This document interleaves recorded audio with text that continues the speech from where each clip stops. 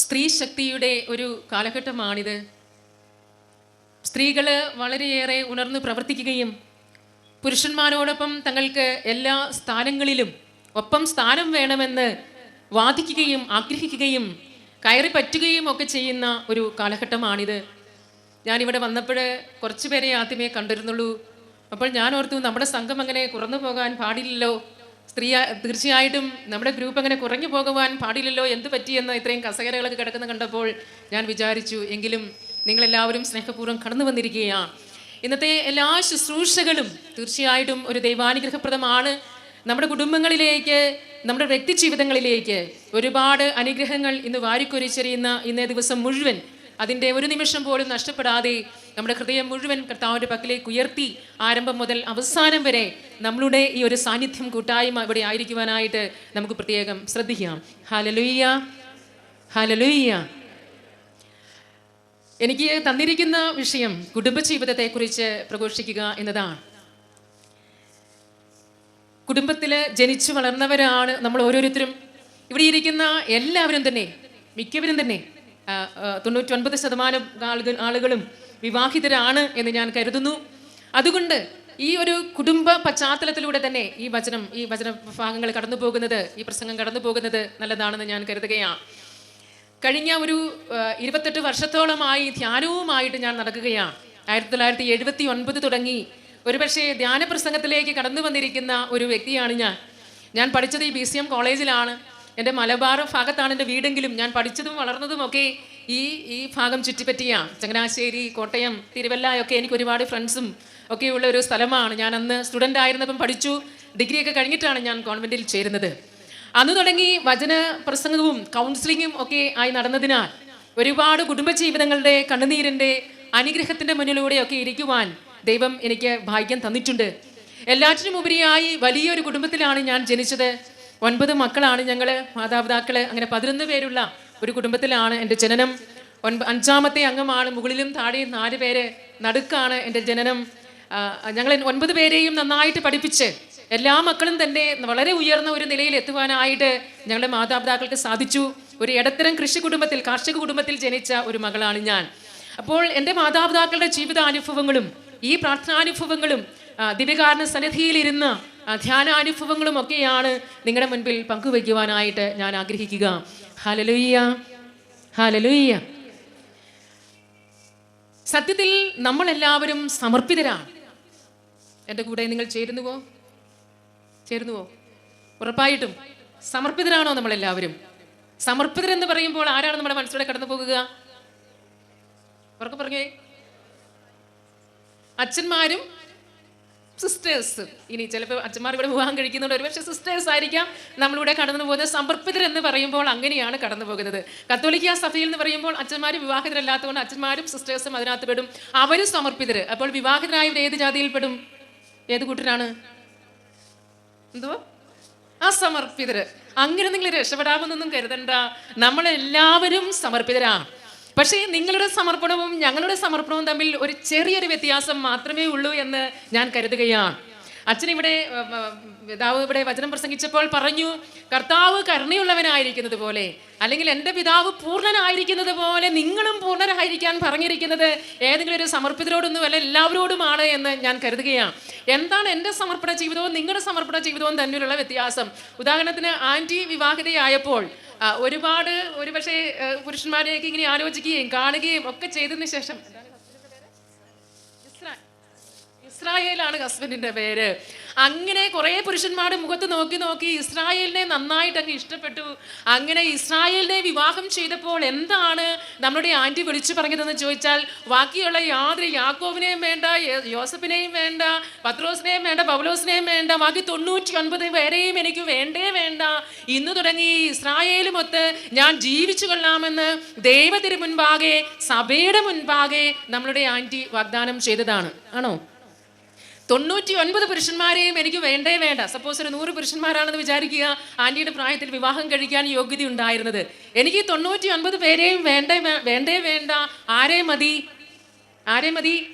ഇസ്രായേലിനെ മാത്രം മതി എന്ന്. അല്ലേ ആൻറ്റി? അങ്ങനെ തന്നെയായിരുന്നു പറഞ്ഞത്. അതുപോലെ ഒരു പുരുഷനായിരുന്നുവെങ്കിൽ ഇസ്രായേൽ എന്ന് പറഞ്ഞിട്ടുണ്ടാവണം, ഇനി എനിക്ക് ഒരു സ്ത്രീകളുമായിട്ട് യാതൊരുവിധ ബന്ധങ്ങളുമില്ല, ഇന്ന് തുടങ്ങി എൻ്റെ ഭാര്യ ഈ ഒരേ ഒരു ഭാര്യ ആയിരിക്കുമെന്ന് അന്നമ്മയെ മാത്രം മതി എന്ന് ഇസ്രായേൽ എല്ലാവരുടെയും മുൻപിൽ വാഗ്ദാനം ചെയ്യുകയായിരുന്നു. ഞങ്ങളെ സംബന്ധിച്ചിടത്തോളം ഈ 99 പുരുഷന്മാരെയും വേണ്ട, ആ കൂടെ ആരെയും വേണ്ട എന്ന് വെച്ചു? ഇസ്രായേലിനെ വേണ്ട. ഈ 99 പേരെയും വേണ്ട, പ്ലസ് ഈ ഒരേ ഒരു പുരുഷനെയും വേണ്ട, അല്ലെങ്കിൽ ഈ ഒരേ ഒരു സ്ത്രീയെ കൂടി വേണ്ട എന്ന് നമ്മൾ ഓരോരുത്തരും സമർപ്പിച്ചതാ.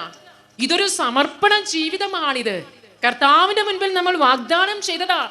എല്ലാവരും ഒത്ത് ജീവിക്കുവാനുള്ള ഒരു ലൈസൻസ് അല്ല കുടുംബജീവിതത്തിലൂടെ നമ്മൾ ഏറ്റുവാങ്ങിയത്. ഇന്നു തുടങ്ങി എന്ന് വരെ, മരണം വരെ ഈ ഭർത്താവുമൊത്ത് ഭാര്യയുമൊത്ത് മറ്റു ഒരു വ്യക്തികളുമായിട്ടുള്ള അലൗകികമായ യാതൊരു ബന്ധങ്ങളും എനിക്കില്ല എന്ന് നിങ്ങൾ ഓരോരുത്തരും സമർപ്പിച്ചതാ. എൻ്റെ കൂടെ ചേരുന്നോ നിങ്ങൾ? തീർച്ചയായിട്ടും നമ്മൾ എല്ലാവരും സമർപ്പിതരാണ്. അങ്ങനെയാണ് നമ്മൾ സ്വർഗ്ഗസ്ഥനായ പിതാവിന്റെ മുൻപിൽ പൂർണ്ണരായിത്തീരുന്നത്. എൻ്റെ ഈ ജീവിതം മുഴുവൻ ഈ ആൻറ്റിയോടൊത്ത്, അല്ലെങ്കിൽ എൻ്റെ ഭർത്താവിനോടൊത്ത്, എൻ്റെ ഭാര്യയോടൊത്ത് ജീവിതകാലം മുഴുവൻ സുഖദുഃഖങ്ങൾ പങ്കെടുത്തുകൊണ്ട് നിത്യതയുടെ തീരങ്ങളിൽ ഞാൻ എത്തിച്ചേരാമെന്ന് നിങ്ങൾ ഓരോരുത്തരും തമ്പുരാന്റെ മുൻപിൽ വാഗ്ദാനം ചെയ്തതാണ്. ഞാനെന്ന് പറയുന്ന വ്യക്തി ഈ ഒരു പുരുഷനോടൊത്തല്ല, അല്ലെങ്കിൽ ഈ സ്ത്രീയോടൊത്തുള്ള ദൈവമേ നിന്നോടുള്ള കൂട്ടായ്മയിൽ, ആ കൂട്ടായ്മ എൻ്റെ സഹോദരങ്ങളോടൊത്ത് പങ്കുവെച്ചുകൊണ്ട് എൻ്റെ ജീവിതം ധന്യമാക്കിക്കൊള്ളാമെന്ന് ഞാനും വാഗ്ദാനം ചെയ്തവളാണ്. ഇതാണ് നമ്മുടെ സമർപ്പണ ജീവിതം. അതുകൊണ്ടാണ് ഞാൻ പറഞ്ഞത് നമ്മൾ എല്ലാവരും സമർപ്പിതരാണ് എന്ന്. അതുകൊണ്ട് ഞാൻ വിവാഹ ജീവിതത്തിലേക്ക് പ്രവേശിച്ചപ്പോൾ എല്ലാത്തിനുമുള്ള ലൈസൻസ് എനിക്ക് കിട്ടിക്കഴിഞ്ഞു, എനിക്കൊരു സ്വാതന്ത്ര്യം കിട്ടിക്കഴിഞ്ഞു എന്നല്ല കുടുംബജീവിതത്തിലൂടെ നമ്മൾ ഏറ്റുവാങ്ങിയത്. Hallelujah, hallelujah, hallelujah. ഇടയ്ക്കിടയ്ക്ക് നമ്മളൊന്ന് സ്തുതിക്കുന്നത് നല്ലതാണ്. കാരണം നല്ല ചൂടും പിന്നെ വീട്ടിൽ അമ്മമാരായിട്ടിരിക്കുന്നവരധികം ഇരിക്കാറില്ലല്ലോ. നമ്മൾ ഇരിക്കുമ്പോൾ ഒരു ഉറക്കം വരാനൊക്കെയുള്ള ഒരു സാധ്യത ഉള്ളത് കൊണ്ട് നമ്മൾ ഇടയ്ക്കിടയ്ക്ക് തമ്പുരാനെ സ്തുതിച്ചൊക്കെ പോകുന്നത് നല്ലതാണ്. അപ്പോഴൊന്ന് ഓർക്കുക, നമ്മളെല്ലാവരും സമർപ്പിതരാണ്. ഇനി എന്താണ് ദൈവം ഈ കുടുംബജീവിതത്തിലൂടെ നമ്മളിൽ നിന്നും പ്രതീക്ഷിക്കുന്നത്? എൻ്റെ മനസ്സിൽ എന്നും പച്ച പിടിച്ച് നിൽക്കുന്ന ഒരു സംഭവം ഞാൻ പങ്കുവയ്ക്കട്ടെ. എൻ്റെ പ്രിയപ്പെട്ട ചേച്ചിമാരെന്നോട് ക്ഷമിക്കണം, ഞാൻ നിങ്ങളെ ആരെങ്കിലും വേദനിപ്പിക്കുന്നുണ്ടെങ്കിൽ ഇതെൻ്റെ ഒരു ജീവിതാനുഭവമാണ്. ഞാൻ പ്രാർത്ഥിച്ചുകൊണ്ടിരിക്കുന്ന അവസരത്തിൽ ഒരു ചേച്ചി എന്നോട് പറയുകയാണ്, സിസ്റ്റേ, ആ മനുഷ്യൻ എന്താണ് ഇടിവെട്ടി മരിക്കണമെന്നാണ് ഞാൻ പ്രാർത്ഥിക്കുന്നത്. എന്നോട് പറഞ്ഞതാ, ആ മനുഷ്യൻ ഇടിവെട്ടി മരിക്കണമെന്നാണ് ഞാൻ പ്രാർത്ഥിക്കുന്നത്. ആരാണ്? ഭർത്താവ്. ഭർത്താവായിരുന്നെങ്കിൽ സഹിക്കാമായിരുന്നു. നിങ്ങളെ പോലെ തന്നെ ഞാനും വിചാരിച്ചു ഭർത്താവിൻ്റെ കാര്യമായിരിക്കും പറയുന്നതെന്ന്. ഭർത്താവല്ല. ആരാണെന്നറിയാമോ? എന്തോ നമുക്കറിയില്ല. ഇടക്കാരൻ. ഇവിടെയൊക്കെ വിവാഹം ആലോചിച്ചിട്ടാണോ വിവാഹം നടത്തുന്നത്? ബ്രോക്കർമാരില്ലേ? ഈ മനുഷ്യൻ ഇടിവെട്ടി മരിക്കണമെന്നാണ് ഞാൻ പ്രാർത്ഥിക്കുന്നത് എന്ന് ഈ സ്ത്രീ എന്നോട് നോക്കി പറയാണ്. ഞാൻ ഞെട്ടിപ്പോയി. ഭർത്താവായിരിക്കുമെന്നാണ് ഞാൻ കരുതുന്നത്. കാരണം കുറേ നാൾ ഒന്നിച്ചടുത്ത് കന്നു കഴിയുമ്പോൾ ചിലപ്പോൾ നമ്മുടെ മനസ്സിലൂടെ അങ്ങനെ ചിന്തകൾ കടന്നു പോകാമല്ലോ. ഭർത്താവല്ല, ഇടക്കാരൻ എനിക്കിട്ട് ചെയ്ത ചെയ്ത്താണ് സിസ്റ്റേ. അതുകൊണ്ട് എല്ലാ ദിവസവും ഞാൻ പറയാം, എൻ്റെ ആൻറ്റി ഈ പ്രാർത്ഥിക്കുന്ന നേരത്ത് ഭർത്താവിന് വേണ്ടി ഒന്ന് മുട്ടുകുത്തി പ്രാർത്ഥിച്ചിരുന്നെങ്കിൽ പണ്ടേ ഈ മനുഷ്യൻ മാനസാന്തരപ്പെട്ടേനെ എന്ന് ഞാൻ പറഞ്ഞു. അതിന് നേരമില്ല. ഇടക്കാരനിട്ട് പാര വെച്ചുകൊണ്ടിരിക്കുകയാണ്. ഇയാൾ എനിക്കിട്ട് ചെയ്ത ഒരു ചെയ്ത്താണ് ഇതെന്ന്. വാത്സല്യമുള്ള മാതാക്കളെ, നമ്മളൊന്ന് ഓർക്കുക, വിവാഹത്തെ സ്ഥാപിച്ചത് ദൈവമാണ്. വിവാഹ ജീവിതത്തെ സ്ഥാപിച്ചത് ദൈവമാണ്. നിങ്ങൾ തിരുവല്ലായിൽ ജീവിച്ചാലും, നിങ്ങൾ അമേരിക്കയിൽ ജീവിച്ചാലും, നിങ്ങൾ കാസർഗോഡ് ജീവിച്ചാലും, നിങ്ങൾ തിരുവനന്തപുരത്ത് ജീവിച്ചാലും, നിങ്ങളുടെ കൂടെയുള്ള ഇതേ ഭർത്താവിനെ തന്നെ ദൈവം നിങ്ങൾക്ക് തന്നേനെ. യാതൊരു സംശയവുമില്ല ഈ കാര്യത്തില്, യാതൊരു സംശയവുമില്ല. എത്രയോ അനുഭവങ്ങൾ എനിക്ക് നിങ്ങളുടെ മുൻപിൽ പങ്കുവെക്കുവാനായിട്ട് സാധിക്കും.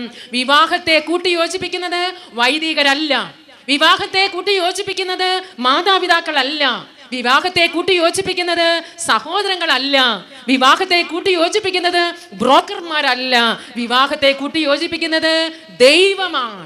മാനുഷികമായ ഇടപെടലുകൾ അവിടെ ഉണ്ട് എങ്കിലും എൻ്റെ ദൈവം എനിക്ക് അനാദി മുതലേ ഒരുക്കിയ ഒരു ജീവിത പങ്കാളിയാണ് എൻ്റെ കൂടെ ഉള്ളത് എന്ന് വിശ്വസിക്കുവാൻ ഇവിടെ ഇരിക്കുന്ന എത്ര അമ്മമാർക്ക് സാധിക്കും? ഒന്ന് പതുക്കി ഒന്ന് കൈവെക്കാമോ? അങ്ങോട്ടും ഇങ്ങോട്ടും നോക്കാതെ മുന്നിൽ മാത്രം ഞാനൊന്ന് കാണട്ടെ. പൊക്കിക്കോ, താഴ്ത്തിക്കോ, ആരും പൊക്കണ്ട. എത്ര പേർക്ക് സാധിക്കും എൻ്റെ ദൈവമാണ് ഈ ജീവിത പങ്കാളിയെ എനിക്ക് നൽകിയത് എന്ന് വിശ്വസിക്കാത്ത ഒരമ്മമാരുടെ ജീവിതത്തിലും ഒരു മധുവിധു ഇല്ല, ഒരു ഹണിമൂണും ഇല്ല, ഒരു നന്മയും ഉണ്ടാകില്ല, അവിടെ ഒരു ദൈവിക പ്രവർത്തനം ഉണ്ടാവുകയില്ല. സാറാ വിവാഹം കഴിച്ചില്ലേ 7 പേരെ? അവിടെ ജീവിതത്തില് ഒരു ആദ്യരാത്രി ഇല്ലായിരുന്നു. ആദ്യരാത്രി തന്നെ നഷ്ടപ്പെട്ടത് എന്തായിരുന്നു? അവൾക്ക് യോജിച്ച ഭർത്താക്കന്മാരെ അവൾ വിവാഹം ചെയ്തത് കൊണ്ടാണ്. പിശാച് ആവതിച്ച തോബിത്തിന്റെ പുസ്തകത്തിൽ നമ്മൾ കാണുന്നു, ഹണിമൂൺ ഇല്ലായിരുന്നു, ആദ്യരാത്രി ഇല്ലായിരുന്നു. ആദ്യരാത്രി ഇല്ലാതെ രണ്ടാമത്തെ രാത്രി ഇല്ലല്ലോ. നിങ്ങളുടെ ജീവിതത്തില് ശുഭപ്രതീക്ഷകള്, മധുരപ്രതീക്ഷകൾ കൊഴിഞ്ഞുപോയ ദാമ്പത്യ ജീവിതത്തിന്റെ ഉടമയാണ് എങ്കിൽ അതിന്റെ റൂട്ട് കോസ് എന്താണെന്ന് ചോദിച്ചാൽ ഞാൻ ഇവിടെ നിന്നുകൊണ്ട് പറയും, നിങ്ങളുടെ ജീവിത പങ്കാളിയെ നിങ്ങൾ ദൈവതൃക്കരങ്ങളിൽ നിന്ന് ഏറ്റുവാങ്ങിയിട്ടില്ല എന്ന്. ദൈവതൃക്കരങ്ങളിൽ നിന്നും ഏറ്റുവാങ്ങാത്ത ഒരമ്മമാര് പോലും വിവാഹിതരായിട്ടില്ല എന്ന് കൂടി പറയുമ്പോൾ നിങ്ങൾ ആരും എന്നെ ഗൗരവത്തോടെ നോക്കരുതേ. ഇതാണ് സത്യം. ഞാൻ നിങ്ങൾക്ക്, അച്ഛൻ ഇവിടെ സൂചിപ്പിച്ചു കഴിഞ്ഞു, ഞാൻ നിങ്ങൾക്ക് യോജിച്ച ഇണയെ, അവനു ഞാൻ യോജിച്ച ഇണയെ നൽകും. ആര് നൽകും? ആര് നൽകും? ദൈവം നൽകും. ഒന്ന് വലതുകരം ഉയർത്തിക്കുക എല്ലാവരും. ഒന്ന് ദൈവത്തിന് നന്ദി പറഞ്ഞേ. നന്ദി പറയേണ്ടത് നിങ്ങളുടെ ജീവിത പങ്കാളിയെ ഓർത്താ. ദൈവം നിങ്ങൾക്ക് തന്ന, ദൈവം നിങ്ങൾക്ക് ഏൽപ്പിച്ചു തന്ന ജീവിത പങ്കാളിയെ ഓർത്ത് ഒന്ന് സ്തുതിച്ച് എല്ലാവരും. ദൈവമേ നന്ദി, ഹല്ലേലൂയ. എല്ലാവരും ജീവിത പങ്കാളികൾ ഉള്ളവരെല്ലാവരും സ്തുതിക്കുക. Hallelujah, hallelujah. കർത്താവേ, ഭർത്താവിനെ ഓർത്ത് നന്ദി പറയുന്നു. ദൈവമേ സ്തുതിക്കുന്നു. ഭാര്യയെ ഓർത്ത് നന്ദി പറയുന്നു. സ്തുതിക്കുക എല്ലാവരും. Hallelujah, hallelujah, hallelujah, hallelujah. അപ്പോൾ ദൈവം പറഞ്ഞു, നിനക്കു ഞാൻ ചേർന്ന ഇണയെ നൽകുമെന്ന്. ഇത് വിശ്വസിക്കണേ, ഇത് വിശ്വസിക്കണേ. എൻ്റെ ജീവിതത്തിൻ്റെ മനോഹാരിത ഞാൻ എന്നും ഓർക്കാറുണ്ട്. ഒരു സിസ്റ്റർ എന്ന നിലയിൽ എന്തുമാത്രം കഷ്ടപ്പാട് നിറഞ്ഞതാണ് ഞങ്ങളുടെ ജീവിതമെന്ന്. നിങ്ങൾ ആരും അതോർത്ത് വിഷമിക്കണ്ട. കാരണം എന്താണെന്ന് ചോദിച്ചാൽ, ഞങ്ങളെയൊക്കെ സംബന്ധിച്ചിടത്തോളം ഒരു മഠം എന്ന് പറയുന്നത് 3 വർഷത്തേനാ. 3 വർഷമൊക്കെ ഞങ്ങൾക്കൊരു മഠത്തിൽ ജീവിക്കുവാനായിട്ടുള്ള അനുവാദമുള്ളൂ. അത് കഴിയുമ്പോൾ കെട്ടിപ്പെറുക്കി ഈ സാധനമൊക്കെ എടുത്തു പെറുക്കി ഞങ്ങൾക്ക് എവിടെയെങ്കിലും പോകാതെ നിവൃത്തിയില്ല. ഇത് ഞങ്ങളെടുത്ത വാഗ്ദാനത്തിന്റെ ഒരു ഭാഗമാണിത്. ഒരു 3 വർഷം ഒരു മഠത്തിൽ ജീവിക്കുമ്പോൾ ഓരോരോ വീടുകളിൽ നിന്ന് വന്നവരല്ലേ, അവരുമൊക്കെ ആയിട്ട് അഡ്ജസ്റ്റ് ചെയ്ത് ജീവിച്ച് ഒരുമാതിരി ഒന്ന് ഒത്തുവരുമ്പോൾ എന്തുണ്ടാകും? കെട്ടിപ്പെറുക്കി അടുത്ത മഠത്തിലേക്ക് പോകണം. അവിടെയും കുറെ പേര് ഇങ്ങനെ ഓരോ വീട്ടിൽ നിന്ന് വന്ന് കൂടിയിരിക്കുന്നതാണ്. പ്രാർത്ഥിക്കുന്നവരുണ്ടാവും, നാട്ടിൽ ജീവിക്കുന്നവരുണ്ടാവും, ചൈതന്യമുള്ളവരുണ്ടാകും, രോഗികളുണ്ടാകും, വ്യത്യസ്ത സ്വഭാവമുള്ളവരുണ്ടാകും. അവരുമൊക്കെ ആയിട്ട് വീണ്ടും വീണ്ടും നമ്മൾ അഡ്ജസ്റ്റ് ചെയ്ത് എല്ലാവരെയും ഒന്ന് പഠിച്ചു കഴിയുമ്പോൾ എന്ത് സംഭവിക്കും? ഉടനെ അടുത്ത കെട്ടിപ്പെറുക്ക്. ജീവിതകാലം മുഴുവൻ ഒരുപാട് വ്യക്തികളുടെ കൂട്ടത്തിൽ കൂട്ടിയൊരുമി ഒന്നിച്ചൊന്നിച്ച് തോളോട് തോൾ ചേർന്ന് ജീവിക്കുന്നവരാണ് ഞങ്ങള്. നിങ്ങൾ എത്ര ഭർത്താക്കന്മാരുടെ കൂട്ടത്തിൽ ജീവിക്കുന്നുണ്ട്? തിരുവല്ലക്കാര് ഒരു ഭർത്താവിന്റെ കൂട്ടത്തിൽ ജീവിക്കുന്നവരാണ് നിങ്ങളെന്നൊന്ന് ഓർക്കണേ. അഥവാ തമ്പുരാന്റെ മുൻപിൽ നിങ്ങൾക്ക് എത്ര ഭർത്താക്കന്മാരുടെ കണക്ക് കൊടുക്കണം? ഒരേ ഒരു ഭർത്താവിൻ്റെ കണക്ക് കൊടുക്കുവാനായിട്ട് ദൈവം ഇപ്പോൾ ഇറങ്ങി വന്നാൽ എങ്ങനെ ഇരിക്കും നമ്മുടെ കണക്ക് എന്നുകൂടി ഒന്ന് നോക്കിക്കേ. എന്റെ തമ്പുരാനെ അറിയത്തില്ല, ഇന്ന് വരെയും ശരിയായിട്ടുണ്ടോ എന്ന് ചിലപ്പോൾ അറിയത്തില്ലായിരിക്കാം. എവിടെ പോടി അച്ഛൻ, ഇവിടെ പിതാവ് പറഞ്ഞു, നമ്മുടെ ക്രൈസ്തവ ചൈതന്യം, ക്രിസ്തു വിശ്വാസം, നമ്മുടെ സമർപ്പണമൊക്കെ എവിടെ പോയി എന്ന് നോക്കിക്കേ. എനിക്ക് ജീവിതത്തിൽ അഡ്ജസ്റ്റ് ചെയ്യേണ്ടത് ഒരു ഭർത്താവിനോടാണ്, അല്ലെങ്കിൽ ഒരു ഭാര്യയോടാണ്. എന്തൊരു മുശുട സ്വഭാവം പിടിച്ച ആളുമായിക്കൊള്ളട്ടെ, ആരുമായിക്കൊള്ളട്ടെ, 5 വർഷം ജീവിച്ചു കഴിയുമ്പോൾ പോട്ടെ, 5 വർഷം ജീവിച്ചു കഴിയുമ്പോൾ അതിൻ്റെ എല്ലാവിധ സ്വഭാവങ്ങളും പിടിച്ചെടുക്കാൻ പറ്റാത്ത ഒരു സ്ത്രീ ഈ ലോകത്തിലുണ്ടോ? എനിക്ക് തോന്നുന്നില്ല ഇല്ല എന്ന്. തീർച്ചയായിട്ടും നമുക്ക് സാധിക്കും. ആ കൃപയാണ് നമ്മൾ വിവാഹം എന്ന കൂതാശയിലൂടെ ഏറ്റുവാങ്ങിയത് എന്ന് ഓർക്കുമ്പോഴാണ് ആ ദൈവിക ഇടപെടലിൻ്റെ പ്രാധാന്യം നമ്മൾ മനസ്സിലാക്കുന്നത്. അപ്പോൾ പ്രിയപ്പെട്ട അമ്മമാരെ, ഒരു കാര്യം ഓർത്തുകൊള്ളുക, നിങ്ങൾ എവിടെ പോയി ജീവിച്ചാലും, നിങ്ങൾ എവിടെ ആയിരുന്നാലും, ഇപ്പോൾ കൂടെയുള്ള അല്ലെങ്കിൽ ദൈവം നമുക്ക് തന്ന അതേ ഭർത്താവിനെ തന്നെ എൻ്റെ ദൈവം എനിക്ക് തരുമായിരുന്നു. എനിക്ക് യോജിച്ച വ്യക്തിയെ എൻ്റെ കർത്താവ് എനിക്ക് തന്നിരിക്കുന്നു. ഇത് ഏറ്റവും അടിസ്ഥാനപരമായിട്ട് നമ്മൾ ഓർത്തിരിക്കേണ്ട ഒരു കാര്യമാണ്. ഞാൻ ഓർക്കുകയാണ്, ഒരു വജ്രപ്രഘോഷകൻ അവൻ ഈ ധ്യാനാനുഭവത്തിലേക്കും വജ്രപ്രഘോഷത്തിന് മുൻപ് അവൻ്റെ കുടുംബജീവിതത്തെക്കുറിച്ച് പങ്കുവെച്ച ഒരു കാര്യം ഞാൻ ഓർക്കുകയാണ്. എൻ്റെ സിസ്റ്ററെ, ഞാൻ എൻ്റെ ദൈവത്തിൻ്റെ പദ്ധതി മനസ്സിലാക്കിയില്ലായിരുന്നുവെങ്കിൽ എൻ്റെ ജീവിത പങ്കാളിയെ ഇടിച്ച് കലക്കി ഇടിച്ച് പൊടിച്ച് വെള്ളത്തിൽ കലക്കി ഒറ്റ വലിക്ക് കുടിച്ചേനെ എന്ന് എന്നോട് പറയുന്നതാ. ഇടിച്ച് കലക്കി വെള്ളത്തിൽ കലക്കിയിട്ട് ഒറ്റ വലിക്ക് ഞാൻ കുടിച്ചേനെ എന്ന്. ഞാൻ ചോദിച്ചു, ജോർജെ, എന്താ ഇത്ര വലിയ ദ്രോഹം ചെയ്തത്? എന്താ ജീവിത പങ്കാളി ഇത്ര വലിയ കടുങ്കൈ ചെയ്തത്? എന്താ ഇത്ര ഒറ്റ വലിക്ക് കുടിക്കാൻ മാത്രം? ടേസ്റ്റ് കൊണ്ടൊന്നും അല്ല കേട്ടോ, വെറുപ്പ് കൊണ്ടാണ്. ചോദിച്ചു വന്നപ്പോൾ പറഞ്ഞത് എന്താണെന്നറിയാമോ? നമുക്ക് രസകരമായിട്ട് തോന്നും. ഈ മനുഷ്യൻ പറയുക, സിസ്റ്റേ, അരകല്ലാണ് ഇതിനേക്കാളും ഭേദം. അരകല്ല് കാരണവന്മാർ പറയില്ലേ, ഞങ്ങൾ മലബാറിലുള്ളവരൊക്കെ പറയും ചില ജാതികള് അരകല്ലിന് കാറ്റുപിടിച്ച സൈസാണെന്ന്. എന്ന് പറഞ്ഞാൽ എന്താണ്? അനങ്ങില്ല. അരകല്ലെ കാറ്റുപിടിച്ചാൽ അനങ്ങില്ല. എന്നിട്ട് പറയുകയാണ്, എൻ്റെ ഭാര്യ അരകല്ലിന് കാറ്റുപിടിച്ച ഒരു സൈസാണ് സിസ്റ്റേ, അനങ്ങി കൊടുക്കില്ല. നാളെ രാവിലെ ഒരു വഴിക്ക് പോകണമെങ്കിൽ ഇന്നലെയേ അവളോട് പറഞ്ഞിരിക്കണം, എടി നാളെ രാവിലെ 6:30 ബസ്സിന് നമുക്ക് യാത്ര പുറപ്പെടണമെന്ന്. ഇന്ന് വൈകിട്ടോ മറ്റിയാണ് പറയുന്നത് എങ്കിൽ അവൾ ഓരോന്ന് തപ്പി നേരം വെളുക്കുമ്പോഴേക്കും സാരി, നിറം, പൊട്ട് ഇതെല്ലാം തപ്പിയെടുക്കുമ്പോഴേക്കും സർവ്വമാന ബസ്സുകളും പോയിരിക്കും. ഇവളെയും കൊണ്ട് ഒരു വഴിക്ക് പോകാൻ പറ്റില്ല. അതുകൊണ്ട് നേരത്തെ പറഞ്ഞിരിക്കണം, എന്നാലേ ഞാൻ അവളെ ഒരു വഴിക്ക് കൊണ്ടുപോകാനായിട്ട് പറ്റുകയുള്ളൂ എന്ന് അരകല്ലിന് കാറ്റ് പിടിച്ചതാണ്. എന്നിട്ട് ദൈവാനുഭവത്തിലേക്ക് കടന്നു വന്നപ്പോൾ ഈ മനുഷ്യൻ എന്നോട് പറയുകയാണ്, എൻ്റെ സിസ്റ്ററെ, ഈ സ്ത്രീ ഇല്ലായിരുന്നുവെങ്കിൽ, ഈ ഭാര്യ ഇല്ലായിരുന്നുവെങ്കിൽ പണ്ടേ ഏതെങ്കിലും ഒരു ബസ്സിൻ്റെ കീഴെയോ ട്രെയിനിൻ്റെ കീഴെയോ ഞാൻ കയറിപ്പോയേനെ എന്ന്. അതെന്താ അതിന് കാരണം? ഇയാൾക്ക് PT ഉഷയുടെ സ്പീഡാണ്. PT ഉഷ അറിയാവോ? സ്പോർട്സുകാരി, ഭയങ്കര സ്പീഡാണ്. ഈ മനുഷ്യന് PT ഉഷയുടെ സ്പീഡാണ്. ഒരു വഴിക്ക് പോകണമെന്ന് വിചാരിക്കുന്നതിന് മുൻപേ ഷർട്ട് എടുത്തിട്ടു ബട്ടൺസ് പകുതി ഇടുന്നത് ബസ്സേ കയറി കഴിഞ്ഞിട്ടാണ്. അതുപോലത്തെ സ്പീഡ് പിടിച്ച ഈ മനുഷ്യനെ ഒന്ന് നിയന്ത്രിക്കുവാൻ വേണ്ടി ദൈവം തമ്പുരാൻ പണ്ടേ തന്നെ ഈ കൊച്ചിനെ ഇങ്ങനെ അരകലിനെ കാറ്റി പിടിച്ചതുപോലെ അനക്കാതെ കൊണ്ടു നടക്കുകയായിരുന്നു. ദൈവത്തെ കണ്ടുമുട്ടി കഴിഞ്ഞപ്പോൾ ഈ മനുഷ്യൻ പറയുകയാണ്, എൻ്റെ ഈ സ്പീഡൊന്ന് കുറയ്ക്കുവാൻ വേണ്ടി ദൈവം തമ്പുരാൻ എനിക്ക് വേണ്ടി ഒരുക്കി കൊണ്ടുവന്നതാണ് ഈ ഭാര്യ എന്ന്. ഒന്ന് ഓർത്ത് നോക്കിക്കേ ദൈവത്തിൻ്റെ പദ്ധതി. ഇന്ന് അവർ വളരെ സുഖമായിട്ടുള്ള ഒരു കുടുംബ ജീവിതം നയിക്കുകയാണ്. അവൾക്ക് ഇപ്പോഴും പഴയ ഒരു മന്ദത തന്നെയാണ്. സ്പീഡിനൊന്നും വലിയ കൂടുതലൊന്നും ഉണ്ടായിട്ടില്ല. പക്ഷേ അവൾ അല്പം മുന്നോട്ടിറങ്ങി, ഭർത്താവ് അല്പം താഴോട്ടും ഇറങ്ങി, രണ്ടുപേരും കൂടെ അഡ്ജസ്റ്റ് ചെയ്ത് ജീവിക്കുകയാണ്. ഇതാണ് ദൈവത്തിൻ്റെ പദ്ധതി. എല്ലാവരും ഒന്ന് വലതുകരം ഉയർത്തിക്കേ, ദൈവത്തിന് നന്ദി പറഞ്ഞേ. എൻ്റെ കർത്താവിനെ ഒരുക്കുന്ന ജീവിത പങ്കാളിയുടെ കുറവുകൾ എൻ്റെ ജീവിതത്തിലൂടെ പരിഹരിക്കപ്പെട്ട് ദൈവത്തെ മഹത്വപ്പെടുത്തി ജീവിത വിശുദ്ധി പ്രാപിക്കുവാൻ സ്വർഗപ്രാപ്തിക്ക് വേണ്ടി എൻ്റെ ജീവിത പങ്കാളിയെ ദൈവം തന്നിരിക്കുന്നു. Hallelujah, hallelujah. ദൈവമേ നന്ദി, ദൈവമേ സ്തുതി, ദൈവമേ ആരാധന. അപ്പോൾ ഒന്ന് ഓർത്തു നോക്കുക, ഇന്ന് വരെയും മനസ്സിലൂടെ കടന്നു പോയിട്ടുള്ള എല്ലാവിധ കുറവുകളും എൻ്റെ ജീവിത പങ്കാളിയെ സ്നേഹിക്കുവാനോ സ്വീകരിക്കുവാനോ ഒരിക്കലും ഒരു തടസ്സമാകാൻ പാടില്ല എന്ന് എൻ്റെ ദൈവം തമ്പുരാൻ കണ്ടു എന്ന് വിചാരിക്കുക. അവിടുന്ന് കണ്ടു, അവിടുന്ന് മനസ്സിലാക്കി, ഈ മനുഷ്യനില്ലായിരുന്നുവെങ്കിൽ എൻ്റെ ജീവിതം തളർന്നു പോയേനെ. അങ്ങനെയാണോ ചേച്ചിമാരെ? നാക്കിന് ചുറ്റും ഭർത്താവിന് നാക്കാണെങ്കിൽ ഭാര്യ ഒന്ന് മിണ്ടുന്ന സൈസാവില്ല. ഭാര്യയ്ക്ക് ഭയങ്കര നാക്കാണെങ്കിൽ ഭർത്താവ് മിണ്ടുകയില്ല. ഭർത്താവിന് ഭയങ്കര വൃത്തിയാണെങ്കിൽ ഭാര്യയ്ക്ക് അത്രയും വൃത്തി കാണില്ല.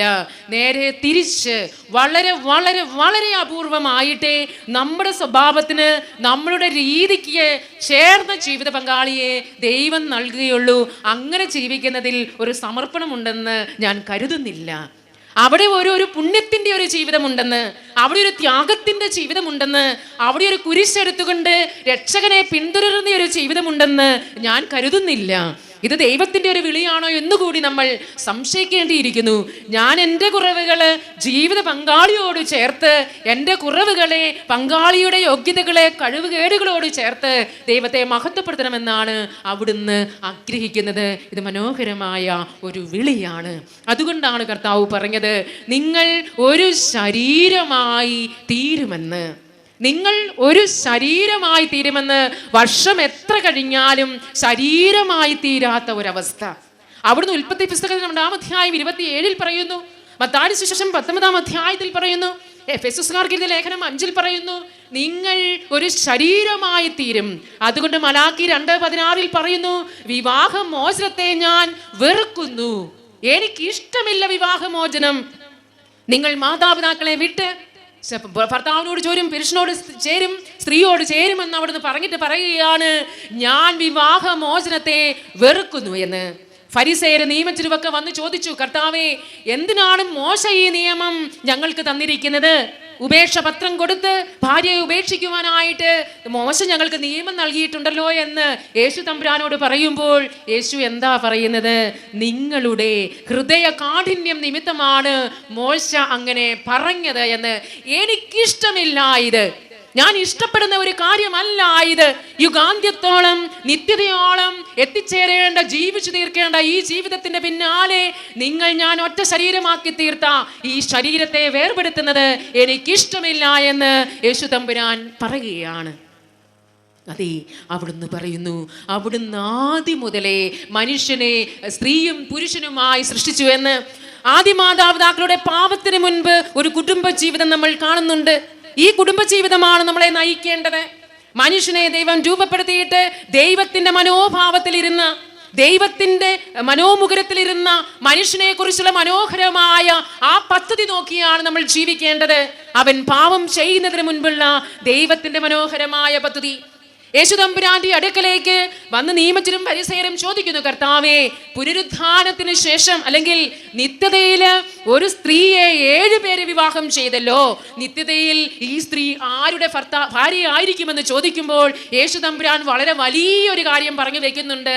അങ്ങ് പുനരുത്ഥാനത്തിൽ വിവാഹ ജീവിതം ഇല്ല എന്ന്. ആരംഭവും അവസാനവും മനോഹരമായി ചിത്രീകരിച്ചുകൊണ്ട് കുടുംബജീവിതത്തിന്റെ സ്ഥാപകൻ ദൈവമാണെന്ന് അവിടുന്ന് പറയുന്നു. പാപത്തിന് മുൻപുള്ള ഒരു കുടുംബജീവിതം, നിത്യതയിൽ എന്താണ് എന്ന്, കുടുംബജീവിതം എങ്ങനെയായി തീരണമെന്ന് ദൈവം കാണിക്കുന്ന ഒരു കുടുംബജീവിതം. പക്ഷേ മനുഷ്യരായ നമ്മൾ ഈ നിത്യതയെക്കുറിച്ച് ചിന്തിക്കുന്നില്ല, പറുദീസായിലെ ജീവിതം ചിന്തിക്കുന്നില്ല. പാപത്തിന്റെ ജീവിതത്തെ കുറിച്ച് ചിന്തിച്ചുകൊണ്ട് നമ്മൾ ബ്രോക്കൺ ഫാമിലിയായി, തകർക്കപ്പെട്ട ഫാമിലിയായി, സംശയങ്ങളുടെ ഉടമയായി, സംശയഗ്രസ്തമായ ഒരു മനസ്സിന്റെ ഉടമകളായി ഞാനും നിങ്ങളും ജീവിക്കുകയാണ്. യേശു തമ്പുരാൻ വചനമനുസരിച്ച് ജീവിക്കുവാൻ അവിടുന്ന് എന്തിനു വേണ്ടി കുടുംബത്തെ സ്ഥാപിച്ചുവോ, എന്താണ് കുടുംബത്തിന്റെ എൻ്റെ എന്ന് നമ്മൾ മനസ്സിലാക്കണമെന്ന് അവിടുന്ന് ആഗ്രഹിക്കുകയാണ്. Price the Lord, hallelujah. ദൈവമേ നന്ദി, ദൈവമേ സ്തുതി, ദൈവമേ ആരാധന. അവിടുന്ന് രൂപപ്പെടുത്തുമ്പോൾ മനുഷ്യനോട് പറയുകയാണ്, നീ വളർന്ന് കുഞ്ഞുങ്ങൾക്ക് ജന്മം കൊടുത്ത് ഭൂമിയിൽ പെരുകി അതിനെ കീഴടക്കുവിനെന്ന്. ഇതാണ് ദൈവത്തിന് മനുഷ്യനെ കുറിച്ചുള്ള പദ്ധതി. പക്ഷെ അവൻ തെറ്റിച്ചു കളഞ്ഞതാണ് പദ്ധതി. മനുഷ്യൻ ദൈവീക സ്ഥാനത്തു നിൽക്കുന്നവനാണ്. ദൈവത്തിന്റെ അദൃശ്യമായ സാന്നിധ്യം സൃഷ്ടികൾക്ക് കാണിച്ചു കൊടുക്കുവാനായിട്ടാണ് അവിടുന്ന് തന്റെ ഛായയിലും സാദൃശ്യത്തിലും മനുഷ്യനെ സൃഷ്ടിച്ചത്. അതേ സൃഷ്ടിയുടെ മകുടമായി ദൈവിക സാന്നിധ്യം ലോകത്തിൽ കൊടുക്കുവാൻ വേണ്ടി അവന് തൻ്റെ ഛായയും സാദൃശ്യവും നൽകി, അവന് കുടുംബജീവിതം നൽകി ദൈവം അനുഗ്രഹിക്കുകയായിരുന്നു. ഓരോ കുടുംബവും ദൈവിക സാന്നിധ്യം വിളിച്ചോതുന്ന ദേവാലയമായി, പരിശുദ്ധ സ്ഥലമായി മാറണമെന്നാണ് കുടുംബത്തെ സ്ഥാപിച്ചപ്പോൾ ദൈവത്തിൻ്റെ പദ്ധതി ഉണ്ടായിരുന്നത്. വിശ്വസിക്കുന്നുവോ നിങ്ങൾ? വിശ്വസിക്കണം നമ്മൾ. ഇതായിരുന്നു ദൈവത്തിൻ്റെ ആഗ്രഹം. പക്ഷെ എന്താ സംഭവിച്ചത്? പ്രിയപ്പെട്ട മാതാക്കളെ നമ്മളൊന്ന് നോക്കിക്കേ. ഇവിടെ എന്താ നമ്മുടെ ആദ്യ മാതാപിതാക്കൾക്ക് പറ്റിയത്? വഴക്ക് കൂടാൻ ആരുമില്ല, ചേട്ടനനുജന്മാരില്ല, അവിടെ സ്വത്ത് പ്രശ്നമില്ല, കുടുംബ പ്രശ്നമില്ല, മാതാപിതാക്കളുടെ പ്രശ്നമില്ല. ഇവിടെ എന്ത് പ്രശ്നമാണ് ഉണ്ടായത്? പറുദീസായിൽ, സൗഭാഗ്യ പറുദീസായിൽ മനുഷ്യനുണ്ടായ പ്രശ്നം എന്താണ്? ഇവൻ എന്തെങ്കിലും സ്വത്ത് പ്രശ്നമുണ്ടോ? സുഖസമൃദ്ധമായ സൗഭാഗ്യ പറുദീസ, എല്ലാവിധ പുഷ്പങ്ങളാലും ഫലങ്ങളാലും രമണീയമായ മനോഹരമായ പക്ഷിമൃഗാദികളെ കൊണ്ട്, വൃക്ഷലതാദികളെ കൊണ്ട് നിബിഡമായ അതിമനോഹരമായ സൗഭാഗ്യ പറുദീസായിൽ എന്തായിരുന്നു മാതാപിതാക്കളുടെ പ്രശ്നം? ആരെങ്കിലും ഇവിടെ സ്വത്തിന് അവകാശികളുണ്ടോ? ഒരു തർക്കങ്ങളുമില്ല. അമ്മായിമ്മ പോരില്ല അവിടെ, നാത്തൂൻ പോരില്ല അവിടെ, അമ്മായപ്പൻ പോരില്ല അവിടെ. ഒന്നുമില്ലാതിരിക്കുന്ന സൗഭാഗ്യ പറുദീസായുടെ പ്രശ്നം എന്തായിരുന്നു? നമ്മളെല്ലാവരും ഒന്ന് നോക്കണേ, നമ്മളെല്ലാവരും ഒന്ന് ചിന്തിക്കണേ, അവിടുത്തെ പ്രശ്നം എന്തായിരുന്നെന്ന്. പ്രശ്നം ഇതായിരുന്നു, മനുഷ്യ മനസ്സിന്റെ അധമ്യമായ ഒരു ആഗ്രഹമാണ്. മനുഷ്യ മനസ്സിന്റെ ഒടുങ്ങാത്ത എക്കാലത്തെയും ഒരാഗ്രഹമാണ്, എൻ്റെ മുകളിൽ ആരും ഉണ്ടാകരുത് എന്ന്. എൻ്റെ മുകളിൽ ആരും ഉണ്ടാകരുത്, എന്നേക്കാൾ ഉയർന്നവരായി ആരും ഉണ്ടാകരുത് എന്ന് നമ്മുടെയൊക്കെ കൊച്ചു മനസ്സിൽ ഒളിച്ചു വെച്ചിരിക്കുന്ന ഒരു ആഗ്രഹമാണിത്. അതുകൊണ്ട് ഇവർ എന്തു ചെയ്തു? ആദ്യ മാതാപിതാക്കളുടെ മുകളിലുള്ളത് ഇവിടെ ആരാണ്? ദൈവം. ഇവിടുത്തെ സൗഭാഗ്യ പ്രതീസായിൽ ചേട്ടന്മാരില്ല, ചേർത്തിമാരില്ല, ആരുമില്ല. ഇവരുടെ മുകളിൽ നിൽക്കുന്നത് ദൈവമാണ്. അതുകൊണ്ട് ഇവരെന്തു ചെയ്തു? ദൈവത്തെ പോലെ ആകുവാനായി അവർ പരിശ്രമിക്കുകയാണ്. എനിക്കെൻ്റെ ജീവിത പങ്കാളി മതി, എനിക്കെൻ്റെ കൊച്ചു വീട് മതി, എനിക്കെൻ്റെ കൊച്ചു മക്കള് മതി, എനിക്കുള്ള സാഹചര്യങ്ങൾ മതി എന്ന് ഇവിടെ ഇരിക്കുന്ന എത്ര അമ്മമാര് പറഞ്ഞിട്ടുണ്ട്. ഇല്ല എങ്കിൽ ഹവ്വയേക്കാൾ നമ്മുടെ ജീവിതം ഒട്ടും മെച്ചപ്പെട്ടതല്ല എന്ന് ഓർത്തുകൊള്ളണേ. അകന്നു പോയിക്കൊണ്ടിരിക്കുകയാണ് എൻ്റെ ജീവിത പങ്കാളി. മനസ്സുകൊണ്ട്, മജ്ജയിൽ, ആഗ്രഹത്തിൽ, മനസ്സിൽ എൻ്റെ ജീവിത പങ്കാളി അകലാൻ തുടങ്ങിയത് എനിക്ക് എൻ്റെ ദൈവം തന്ന ഈ ആഗ്രഹത്തെ അല്ലെങ്കിൽ സാഹചര്യങ്ങളെ ഞാൻ അംഗീകരിക്കാത്തത് കൊണ്ടാണ്. ഹവ്വ വെല്ലുമ്മച്ചിക്ക് ഒരു കൊച്ചു കൊതി, ഒരു കുഞ്ഞാഗ്രഹം, ഒന്ന് എല്ലാം ഉണ്ടല്ലോ, ഇനി ദൈവത്തെ പോലെ അങ്ങ് ആകാമെന്ന്. നമുക്ക് എഴുന്നേറ്റ് നിൽക്കാം. ചിലരെങ്കിലും ഉറങ്ങുന്നത് എൻ്റെ കണ്ണിൽ പെടുന്നുണ്ട്. താഴെ പോകാതിരിക്കട്ടെ, ഉറങ്ങരുതേ, നമ്മുടെ കാര്യമാണ്. അപ്പോഴെന്താണ്? അമ്മയ്ക്ക്, വെല്ലുമ്മച്ചിക്ക് ഒരാഗ്രഹം. ഞങ്ങൾ പറയുന്നത് വെല്ലുമ്മ എന്നാണ് അല്ലെ, ഇവിടെ അങ്ങനെയാണോ? വെല്ലുമ്മച്ചിക്കൊരാഗ്രഹം. എന്താഗ്രഹം? ഞങ്ങളുടെ മുകളിൽ ആകെപ്പാടെ വൈകുന്നേരം ഉലാത്താനൊക്കെ പോകുമായിരുന്നു. കാപ്പുകൂടി കഴിഞ്ഞ് അപ്പച്ചൻ്റെ കയ്യിൽ പിടിച്ചു പോകുന്ന ഈ അപ്പച്ചനെ പോലെ ഒന്ന് ആയാൽ എന്താ കുഴപ്പം? നമ്മളൊക്കെ വിചാരിക്കും എന്തുകൊണ്ടാണ് ചില അസ്വസ്ഥതകൾ എൻ്റെ കുടുംബത്തിൽ കടന്നു വരുന്നത്? പ്രാർത്ഥനയൊക്കെ ഉണ്ടല്ലോ, ധ്യാനമൊക്കെ ഉണ്ടല്ലോ, ഇനി അച്ഛൻ പിതാവ് പറഞ്ഞതുപോലെ നമ്മൾ ദാനധർമ്മം ഒക്കെ ചെയ്യുന്നവരാണല്ലോ, എന്നിട്ടും എന്താ ഒരു കുറവുണ്ട്. കുറവിൻ്റെ കാരണം ഇതാണ്, വല്യമ്മച്ചി ആഗ്രഹിച്ചതുപോലെ നമ്മൾക്കും ഒരു തൃപ്തിയില്ല. അതുകൂടി ഒന്നുണ്ടായിരുന്നുവെങ്കിൽ അതിനു വേണ്ടിയിട്ട് ആ കുഞ്ഞു പഴം ഒന്ന് പറിച്ചു തിന്നാൻ നോക്കിയത് മാത്രമേ നമ്മുടെ വല്യമ്മച്ചി ചെയ്തുള്ളൂ. അതുകൊണ്ട് എന്താ സംഭവിച്ചത്? അദമ്യമായ അലച്ചിലുകൾ നിറഞ്ഞ, കഷ്ടപ്പാടുകൾ നിറഞ്ഞ ഒരു ജീവിതം അവർ ഏറ്റുവാങ്ങുകയായിരുന്നു. എൻ്റെ മനസ്സിലൂടെ കടന്നു പോകുന്ന കൊച്ചു കൊച്ചാഗ്രഹങ്ങള് ഒരുപക്ഷെ എൻ്റെ ജീവിത പങ്കാളിയെ കുറിച്ചാവാം, എൻ്റെ സ്വത്തിനെ കുറിച്ചാവാം, എൻ്റെ മക്കളെ കുറിച്ചാവാം, എൻ്റെ ജീവിത സാഹചര്യങ്ങളെ കുറിച്ചാവാം. എല്ലാം അറിയുന്ന, നിന്റെ മുടി പോലും എണ്ണി അറിയുന്നവനാണ് അവിടുന്ന്. കുഞ്ഞി പക്ഷികളെ വിൽക്കപ്പെടുന്നത് പോലും അറിയുന്ന നല്ല തമ്പുരാൻ എൻ്റെ കൊച്ചാഗ്രഹങ്ങൾ കാണാതിരിക്കുന്നുണ്ടോ? ഒന്ന് ഈ വജ്രകൂടാരത്തിൽ ഇരിക്കുമ്പോൾ ചിന്തിക്കണേ. ഞാൻ എൻ്റെ ജീവിത പങ്കാളിയെ ഓർത്ത്, എൻ്റെ മക്കളെ ഓർത്ത്, എൻ്റെ ജീവിത പങ്കാളിയുടെ സ്ഥാനമാനത്തെ ഓർത്ത്, വസ്തുവകകളെ ഓർത്ത്, എൻ്റെ സൗന്ദര്യത്തെ ഓർത്ത് അങ്ങേയറ്റം തൃപ്തിപ്പെട്ടിരിക്കുന്ന ഇത് മതി എന്ന് പറയുന്ന ഒരു വ്യക്തിയാണോ എന്ന് ദിവ്യതോട്ടക്കാരനായ ഈ യേശുവിൻ്റെ വചനത്താൽ ജീവിതത്തെ ഒന്ന് പരിശോധിച്ചേ. ഇല്ല എങ്കിൽ നമ്മുടെ കുടുംബത്തിൽ അസ്വസ്ഥതകൾ ഉണ്ടാവും. നമ്മൾ എത്ര വചനം കേട്ടാലും, എന്തുമാത്രം ശുശ്രൂഷകൾ കടന്നു പോയാലും സ്വസ്ഥത നമ്മുടെ കുടുംബത്തിൽ ഉണ്ടാവുകയില്ല. അതുകൊണ്ടാണ് ആദം പറഞ്ഞത്, നീ എനിക്ക് കൂട്ടായി തന്ന ഈ സ്ത്രീ ഇത് ചെയ്തത് കൊണ്ടാണ് ഇങ്ങനെ സംഭവിച്ചത് എന്ന് പറയാനിടയാകരുത്. ഒന്നിച്ച് സ്നേഹിച്ചപ്പോൾ, മനസ്സിലാക്കിയപ്പോൾ, അടുത്തപ്പോൾ ശരീരങ്ങൾ അകന്നുപോയി ഒരു കൂരയ്ക്ക് കീഴെ താമസിക്കുന്ന ഒരു സ്ത്രീയും പുരുഷനുമായി അധപ്പതിച്ചുവെങ്കിൽ അതിൻ്റെ റൂട്ട് കോസ് ഈ ഒരു ചിന്തകളായിരുന്നു എന്ന് ഓർത്തുകണ്ട് ദൈവപിതാവിൻ്റെ അടുക്കിലേക്ക് നമുക്ക് കടന്നു വരാം. നമുക്കിരിക്കാം.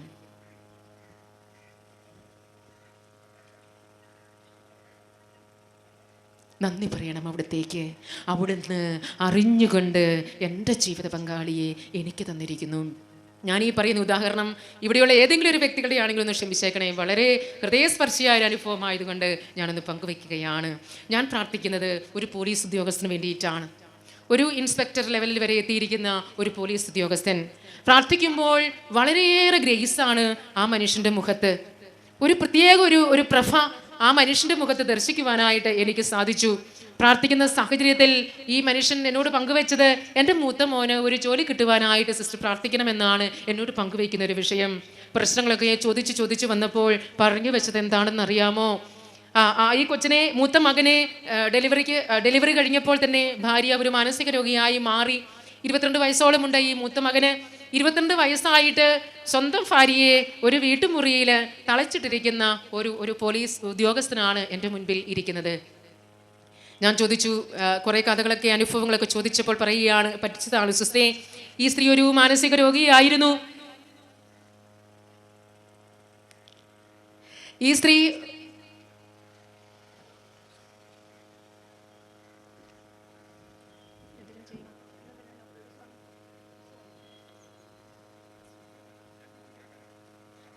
സ്ത്രീ ഒരു മാനസിക രോഗിയായിരുന്നു. മാതാപിതാക്കള് വളരെ ഈ കാര്യം പറയാതെ പറ്റിച്ചതാണ് സിസ്റ്ററെ എൻ്റെ ജീവിതം. അങ്ങനെ ഈ കൊച്ചിനെ പ്രസവിച്ചു കഴിഞ്ഞപ്പോൾ ഈ മാനസിക രോഗം വളരെയേറെ മൂർച്ഛിക്കുകയും അങ്ങനെ വളരെ ചികിത്സിച്ചിട്ടും ഈ രോഗാവസ്ഥയിൽ നിന്ന് മോചനം കിട്ടുവാനായിട്ട് അല്ലെങ്കിൽ കൊടുക്കുവാനായിട്ട് സാധിച്ചില്ല. അങ്ങനെ റൂമിനകത്ത് കഴിയുന്ന ഈ സ്ത്രീയെ ഇറ്റിച്ചാണ് മകന് വേണ്ടി പ്രാർത്ഥിക്കുവാനായിട്ട് ഈ അപ്പൻ കടന്നു വരുന്നത്. ഞാൻ ഈ മനുഷ്യനോട് ചോദിച്ചു, എങ്ങനെയാണ് ഈ സ്ത്രീയെ ഇങ്ങനെ നോക്കാനായിട്ട് സാധിക്കുന്നത്? മാതാപിതാക്കളെ പറ്റിച്ചതാണ്. അപ്പോൾ ഈ ഭർത്താവിനോട് പറഞ്ഞൊരു കാര്യമാണ്, ശരിയാണ് സിസ്റ്ററെ, ഒരു ഭർത്താവെന്ന നിലയിൽ ഒരു ഭാര്യയിൽ നിന്ന് കിട്ടേണ്ട ഒരു സൗഭാഗ്യവും എനിക്ക് കിട്ടിയിട്ടില്ല. ഞാൻ ഈ സ്ത്രീയെ വീട്ടിലേക്ക് പറഞ്ഞയച്ച് ഈ വിവാഹം സാധുവല്ല എന്നറിയാം. കാരണം മാനസിക രോഗിയായ ഈ ഭാര്യയെ ഈ സ്ത്രീയെ എനിക്ക് തന്നതിനാൽ വിവാഹം സാധുവല്ല. പക്ഷേ ഞാൻ കരുതിയത് ഇതാണ്, ഇവളെ ഞാൻ വീട്ടിലേക്ക് പറഞ്ഞയച്ചാൽ ഇവളുടെ മാതാപിതാക്കൾ ജീവിക്കുന്ന അത്രയും കാലം ഒരു പക്ഷേ ഇവളെ നോക്കിയെന്നിരിക്കാം. പിന്നീട് ആരായിരിക്കും ഇവളെ നോക്കുക? അതുകൊണ്ട് ഞാൻ ഇവളെ നോക്കാമെന്ന് കരുതി. അങ്ങനെ ഈ മനുഷ്യൻ വീട്ടിലുള്ള ഈ സ്ത്രീയെ, റൂമിനകത്ത് പൂട്ടിയിരിക്കുന്ന ഈ സ്ത്രീയെ രാവും പകലും ഒരുപോലെ ശുശ്രൂഷിച്ചിട്ട് ഈ പോലീസിൽ സേവനം ചെയ്തുകൊണ്ട് കുഞ്ഞിനെ വളർത്തിക്കൊണ്ടിരിക്കുകയാണ്. ഞാൻ ഓർക്കുകയായിരുന്നു, എൻ്റെ മനസ്സിലൂടെ ഞാൻ ചിന്തിച്ചു പോകുകയായിരുന്നു, എങ്ങനെ ഈ ഭർത്താവിന് ഈ മാനസിക രോഗിയായ ഈ ഭാര്യയെ ശുശ്രൂഷിക്കുവാനായിട്ട് സാധിക്കുമെന്ന്. ഈ മനുഷ്യനോട് പറഞ്ഞു, സിസ്റ്ററെ, ഈ ലോകത്തിൽ ഒരു ഭാര്യയിൽ നിന്നും എനിക്ക് കിട്ടാത്ത സ്നേഹം മുഴുവൻ നിത്യതയിൽ എൻ്റെ ദൈവം എനിക്ക് തരുമെന്ന് ഞാൻ വിശ്വസിച്ചുകൊണ്ടാണ് ഈ സ്ത്രീയെ ഞാൻ നോക്കുന്നത് എന്ന്. 1ഉം 2ഉം ഒക്കെ പോയിട്ട് ഇതൊക്കെ വലിച്ചു മാറി ഇയാളുടെ മുഖത്ത് തന്നെ തേച്ച് വെച്ചിട്ടുണ്ടെന്ന് പറഞ്ഞു. അത്രയും വൃത്തികേടുകളുടെ നടുവിലൂടെ കടന്നു പോകുമ്പോഴും നിത്യതയിൽ എനിക്ക് വേണ്ടി കാത്തിരിക്കുന്ന ഒരു പിതാവുണ്ടെന്ന് കരുതിക്കൊണ്ട് ഞാൻ ഈ മകളെ നോക്കുകയാണ് എന്ന് ഈ മനുഷ്യൻ പറഞ്ഞപ്പോൾ എൻ്റെ കണ്ണ് നിറഞ്ഞൊഴുകിയത് ഞാൻ ഓർക്കുകയാണ്. പ്രിയപ്പെട്ട അമ്മമാരെ, ദൈവം നമുക്ക് തന്നിരിക്കുന്ന ജീവിത പങ്കാളി എത്ര കുറവുകളുള്ള ഒരു വ്യക്തിയാണെങ്കിലും വൈകല്യങ്ങളുള്ള ഒരു വ്യക്തിയാണെങ്കിലും ഇതെനിക്ക് യേശു തമ്പുരാൻ നിത്യതയിൽ എത്തിച്ചേരുവാനായിട്ട് തന്നിരിക്കുന്ന ഒരു വ്യക്തിയാണെന്നുള്ളൊരു അവബോധം കുടുംബജീവിതത്തെ മനോഹരമാക്കുന്നു. എല്ലാവിധ സ്വർഗീയ അനുഗ്രഹങ്ങളും സ്വീകരിക്കുവാനായിട്ട് എന്നെ സഹായിക്കുന്നത് എൻ്റെ ജീവിത പങ്കാളിയോടുള്ള ബന്ധമാണ്, അടുപ്പമാണ്.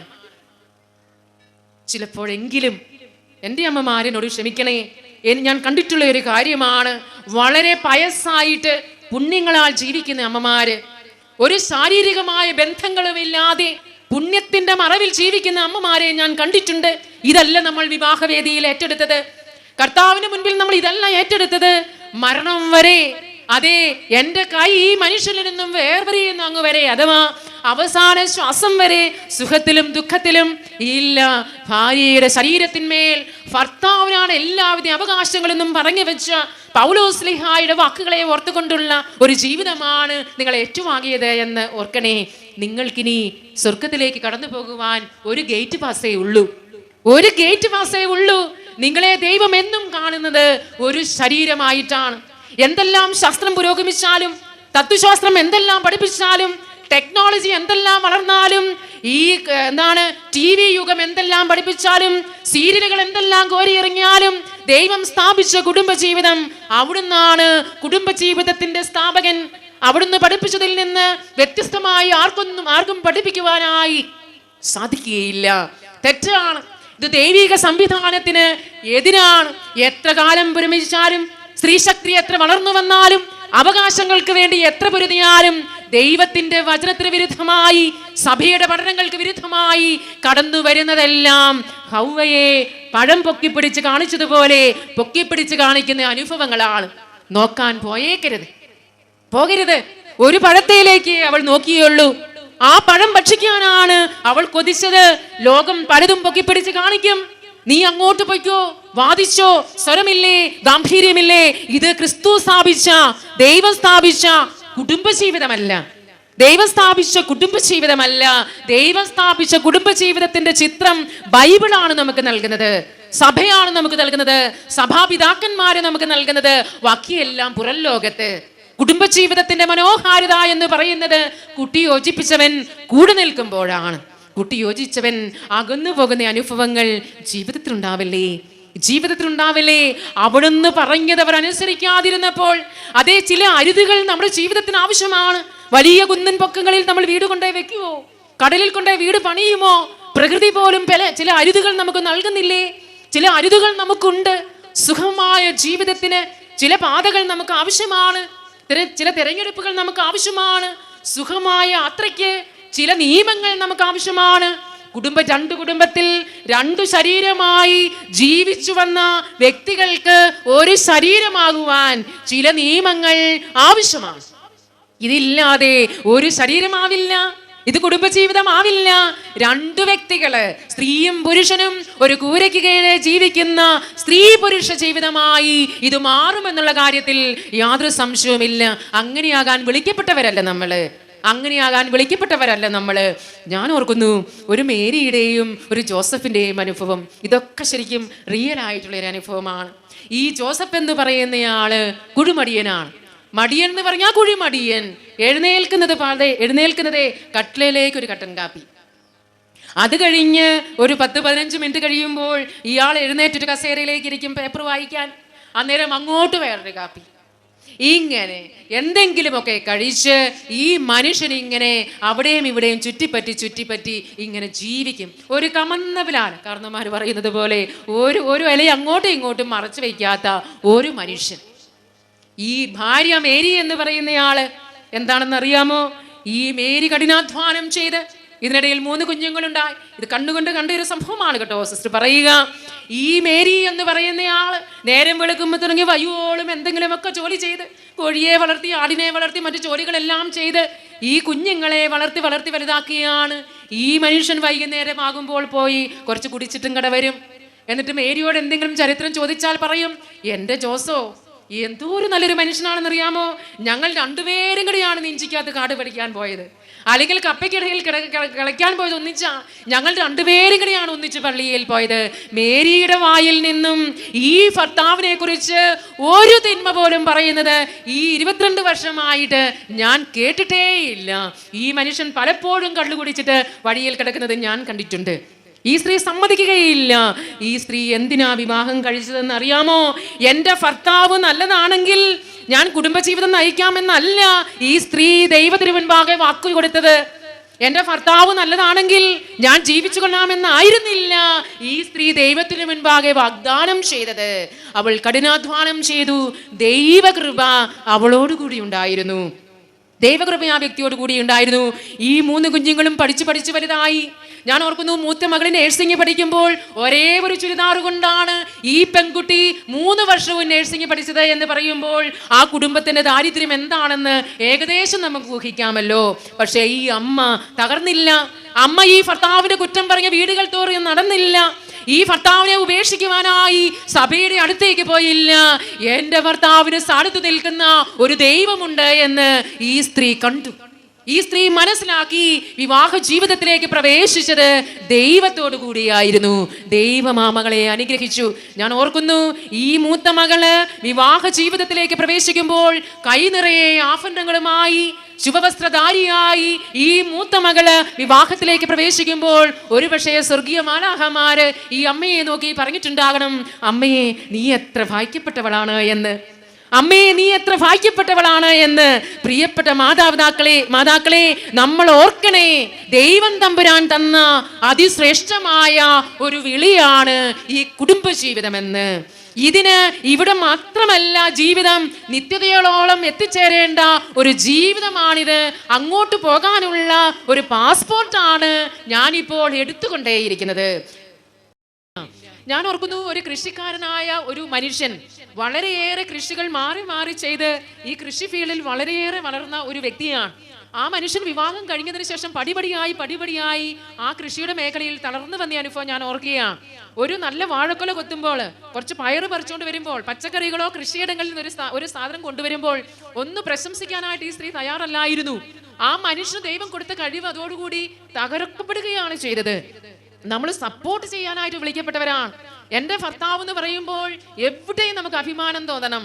നമ്മൾ ഉയർത്തിപ്പിടിക്കണം ഈ വ്യക്തിയെ. അല്ലെങ്കിൽ ആര് ഈ ഭൂമിയിൽ നിങ്ങളുടെ ഭർത്താവിനെ സ്നേഹിക്കും, പ്രോത്സാഹിപ്പിക്കും, പ്രചോദനം കൊടുക്കും എന്നുള്ള കാര്യം ഒന്ന് ഓർത്ത് നോക്കിക്കേ. ഞാൻ പലപ്പോഴും പറയും, മദ്യപിക്കുന്ന ഒരു 98 ഭർത്താക്കന്മാരുടെയും മദ്യപാനത്തിന് കാരണം സ്ത്രീകളാണ് എന്ന്. സിസ്നിതൊക്കെ അങ്ങ് പറയാമെന്ന് പറയാം. കാരണം ഒന്ന് റൂട്ട് കോസിലേക്ക് ചെന്നേ. ഇവിടെ പൗലോസ്ലീഹ പറയുന്നുണ്ട്, എഫെസോസുകാർക്കെതിരെ ലേഖനത്തിലാണല്ലോ പറയുന്നത്, എന്താണ്? ഭാര്യയുടെ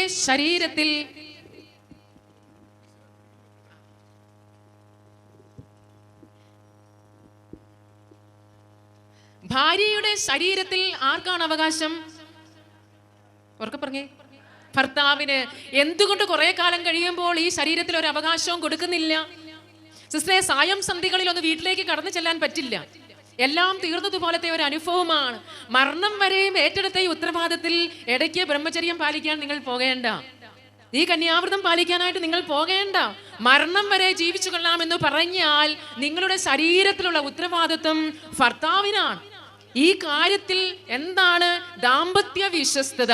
ദാമ്പത്തിക സ്വാതന്ത്ര്യം ഭർത്താവിന് ശരീരത്തിൽ കൊടുക്കാതിരിക്കുന്നത് കൊണ്ട് ഒട്ടുമിക്ക ഭർത്താക്കന്മാരും സായം സന്ധികളിൽ വീട് വിട്ടു പോകുന്നില്ലേ എന്ന് നിങ്ങൾ തമ്പുരാന്റെ മുൻപിൽ ഒന്ന് ചിന്തിച്ചു നോക്കുക. എത്ര സംഭവങ്ങൾ സിസ്റ്ററെ, ഒന്ന് വീട്ടിൽ ചെന്നാലൊന്ന് അടുപ്പിക്കുക പോലും ഇല്ല. ഒന്ന് അടുക്കാൻ സമ്മതിക്കാത്ത ഒരു ഭാര്യയുടെ കൂട്ടത്തിൽ ഞാൻ എന്തിനാണ് ജീവിക്കുന്നത്? സിസ്റ്റർ ഒന്ന് ഉത്തരം പറഞ്ഞു തരാൻ വന്നാൽ ഞാൻ അവർക്ക് ഉത്തരം പറഞ്ഞു കൊടുക്കും? എന്തുത്തരമാണ് ഞാൻ പറഞ്ഞു കൊടുക്കേണ്ടത്? ഇത് ദൈവത്തിന്റെ മുൻപാകെ നമ്മൾ ഏറ്റെടുത്ത ഒരു ഉത്തരവാദിത്വമാണ് ഇത്. നിങ്ങൾ അതിനിടയ്ക്ക് എന്താണ് ഒരു സമർപ്പണ ജീവിതം, ഒരു കന്യാവൃത ജീവിതം നയിക്കാൻ നിങ്ങൾക്ക് അവകാശമില്ല. അവിടെ വേദനയാണ്, ഇവിടെ രോഗമാണ്, നൊമ്പരമാണ്. യഥാർത്ഥത്തിൽ നിങ്ങൾ സ്നേഹിക്കുന്നുവെങ്കിൽ ഇത് ഭർത്താവിന് മനസ്സിലാക്കാൻ പറ്റില്ലേ എന്നാണ് എന്റെ ചോദ്യം. എവിടെ വെച്ചോ മനസ്സുകൾ അകന്നു പോയതുകൊണ്ട് ഇത് മനസ്സിലാക്കപ്പെടുന്നില്ല. സിസ്റ്ററെ, ഇത് പാലിക്കാൻ വേണ്ടിയിട്ടല്ല ഞാൻ വിവാഹം കഴിച്ചത്. അതുകൊണ്ട് ഞാൻ എവിടെ പോകും? അതിനിടയ്ക്ക് ഞാൻ മറ്റൊരു സ്ത്രീയുടെ കൂട്ടത്തിൽ പോയി. ഇതിനെന്താ ഞാൻ മറുപടി പറഞ്ഞു കൊടുക്കുക? നിങ്ങളൊന്ന് പറഞ്ഞു തന്നേ. എന്നെ ഒന്ന് അടുപ്പിക്കാത്ത ഒരു ഭർത്താവ്, എനിക്കിത് പാലിക്കാൻ പറ്റാത്തത് കൊണ്ടാണ് ഞാൻ വിവാഹ ജീവിതത്തിലേക്ക് പ്രവേശിച്ചത്. ഇതിന് സമ്മതിക്കുന്നില്ല എങ്കിൽ പോകുന്നത് തീർച്ചയായിട്ടും തെറ്റാ, അത് വേറൊരു വശം. പക്ഷേ ഇതിന് സമ്മതിക്കുന്നില്ലെങ്കിലോ ഭർത്താവിനാണ് ഭാര്യയുടെ ശരീരത്തിൽ അധികാരം. ചിന്തിച്ചു നോക്കിക്കേ, എവിടെ പോയിരിക്കുന്നു നമ്മുടെ ദാമ്പത്യ വിശ്വസ്തത എന്ന്? ഇത് ദൈവം അനുവദിച്ചു തന്നിട്ടുള്ളതാണ്.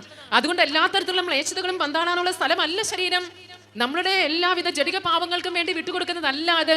പക്ഷേ സ്ത്രീ പുരുഷ സംസാരത്തിലൂടെ, ഷെയറിങ്ങിലൂടെ, ഞാൻ നേരത്തെ പറഞ്ഞതുപോലെ ദൈവം തന്ന സ്നേഹം മുഴുവൻ ഉപയോഗിച്ച് ഭർത്താവിനെ സ്നേഹിച്ചാൽ ഈ വക കാര്യങ്ങൾ നിയന്ത്രണത്തിലേക്ക് കൊണ്ടുവരുവാനുള്ളതേ ഉള്ളൂ എന്ന് എത്രയോ വ്യക്തികളുടെ ജീവിതം നമുക്ക് മുൻപിൽ കാണിച്ചു തരുന്നുണ്ട്. അതുകൊണ്ട് ശാരീരിക ബന്ധത്തിന്റെ പേരിൽ എന്തെങ്കിലും ഒരു സ്ട്രിക്റ്റ് പിടിക്കുക എന്ന് പറയുന്നത്, ഞാൻ നേരത്തെ പറഞ്ഞതുപോലെ വിശുദ്ധയായി ജീവിക്കുന്ന ഒരു ഭാര്യയുടെ പേരിൽ കർത്താവ് കണക്കെഴുതും. ഞാൻ ആരുടെയും പുറകെ പോകുന്നില്ലല്ലോ സിസ്റ്ററെ, അതുകൊണ്ട് ഞാൻ നല്ലതാണെന്ന് പറയാൻ പറ്റില്ല. ഞാനൊരു പുരുഷനെ നോക്കുന്നില്ലല്ലോ എന്ന് ഓർത്തുകൊണ്ട് ഒരു ഭാര്യ ആകുന്നില്ല.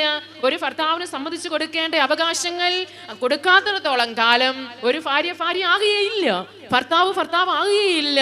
എത്ര അസോസിയേഷന്റെ പ്രസിഡന്റ് ആയെന്നൊന്നും കർത്താവ് ചോദിക്കില്ല. എത്ര സമ്മേളനത്തിൽ പങ്കെടുത്തൊന്നും കർത്താവ് ചോദിക്കില്ല.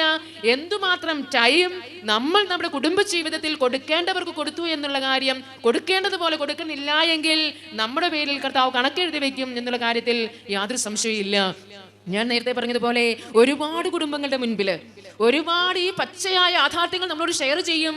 എന്തുത്രമാ പറഞ്ഞു കൊടുക്കേണ്ടതെന്ന് നമുക്കറിയില്ല. ഭാര്യയും ഭർത്താവിനെ കൂടെ കിട്ടുവാണെങ്കിൽ നമുക്ക് പറഞ്ഞു കൊടുക്കാം. അപ്പോൾ ഇതിന് നമ്മൾ സമ്മതിക്കാതെ എനിക്ക് അവിടെ വേദനയാണ്, അവിടെ നൊമ്പരമാണ്, വിഷമമാണ്, ക്ഷീണമാണെന്ന് പറഞ്ഞാൽ അതിന്റെ പേരിൽ ആരെങ്കിലും പോയാൽ അതിന്റെ ഉത്തരവാദിത്വം ആർക്കിരിക്കും? ആരും മിണ്ടുന്നില്ലല്ലോ. ഇത് നമ്മൾ ദൈവത്തിന് മുൻപാകെ ഏറ്റെടുത്ത ഒരു ഉത്തരവാദിത്വം കൂടിയാണോ?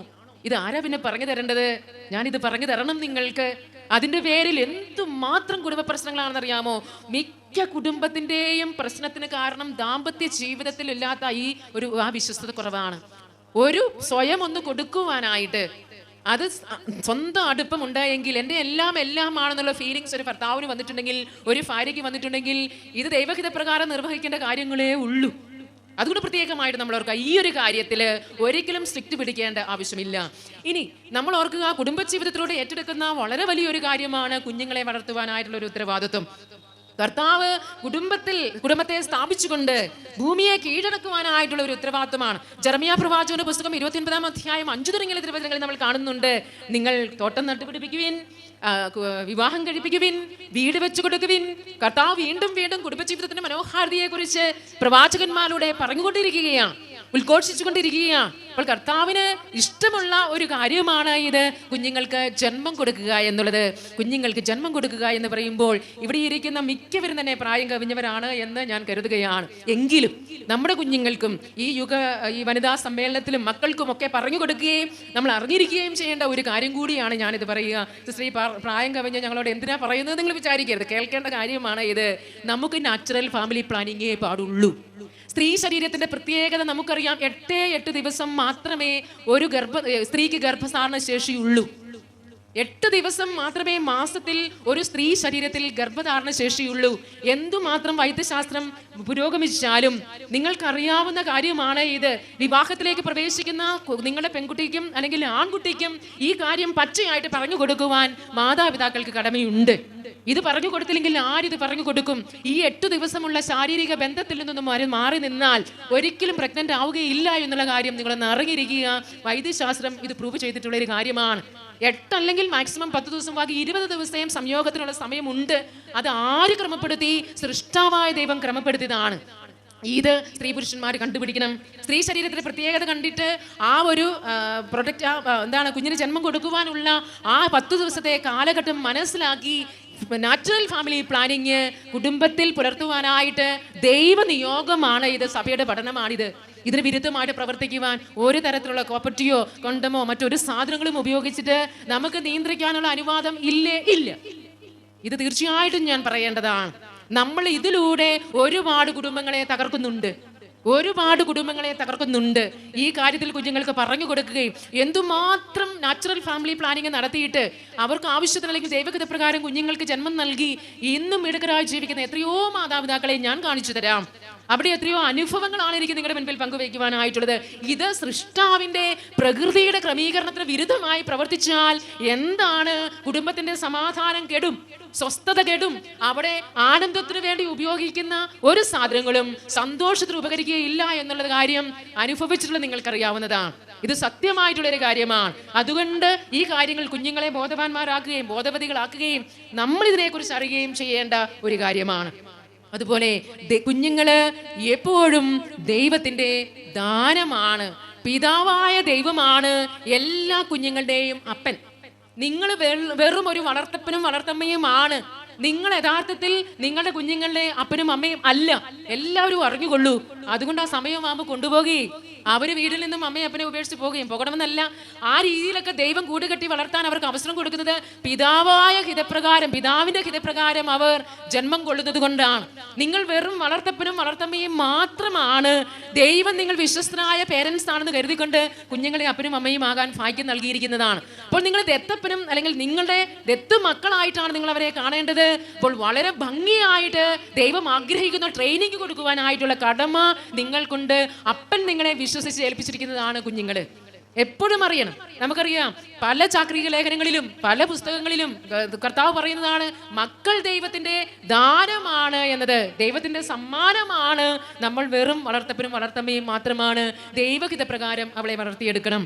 ഈ കാര്യങ്ങളൊക്കെ ഒരുപക്ഷെ നിങ്ങൾ ധ്യാനത്തിലൂടെ കേട്ടിട്ടുണ്ടാവാം. എങ്കിൽ പോലും കുഞ്ഞുങ്ങളെ വളർത്തിക്കൊണ്ട് വരുമ്പോൾ വളരെ പ്രത്യേകമായിട്ട് നമ്മൾ ശ്രദ്ധിക്കേണ്ടതാണ്.